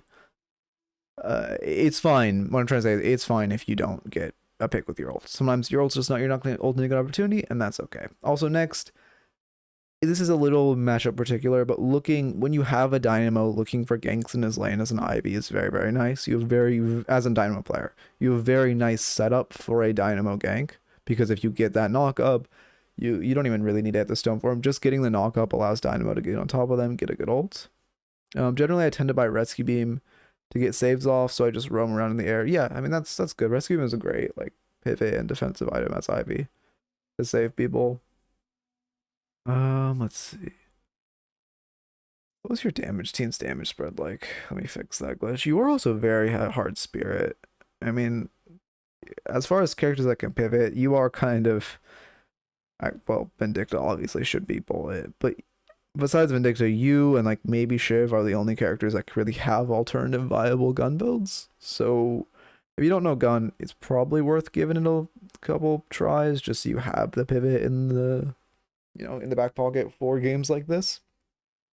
Also, this build is generally meant to be cheap on slots. Yeah. I mean, I don't, again, like I said, the reason I'm not like critiquing you for having 4 open slots is because none of your items are particularly bad for the build. I do think Lightning Scroll is a little bit jumping the gun, but if it really fits your playstyle. Yeah, I mean, maybe a little more awareness of the cultist buff. We were taking a couple fights, like especially that last, both endgame fights, actually the 3 endgame fights happened while you didn't have your cultist buff up, which it does fall off, but it is still, 30% fire rate, extra health, and that ability range is super, super valuable. So it is, you do kind of want to be, you never want to be taking an important fight while cultist is up. If it's on cooldown, but you don't have the buff anymore, then it's okay, you don't have a choice. But if you're taking the fight while you have it up, you always want to be popping it right before the fight or just grabbing a wave in the middle of the fight. Then yeah, I mean, I think rest is pretty good. Rest is more like in-game notes than anything else. So yeah, I think that's probably going to end it for stream today. We do have 13 years, so I probably should raid. We'll do the classic midnight raid where I just go to someone with 2 viewers and I have to go and click off their stream before I can even type.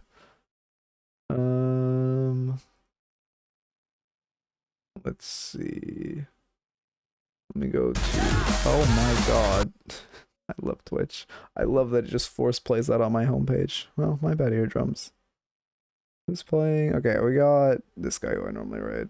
Imagine if a real FPS We'll raid him. Okay.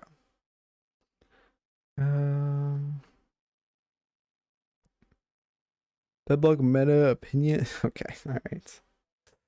Let's see, what's the second part of that?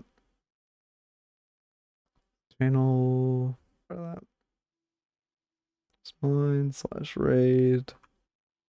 And then post this. Okay. Alright. Raid starting. Hop in. Have a good time, everyone. Like I said, I have to run, so I will not be sticking around for the raid. It'll be a classic one. Hope you enjoyed. Say hi. If he asks about me, just say I, had to run. As always. And have a good one. Peace.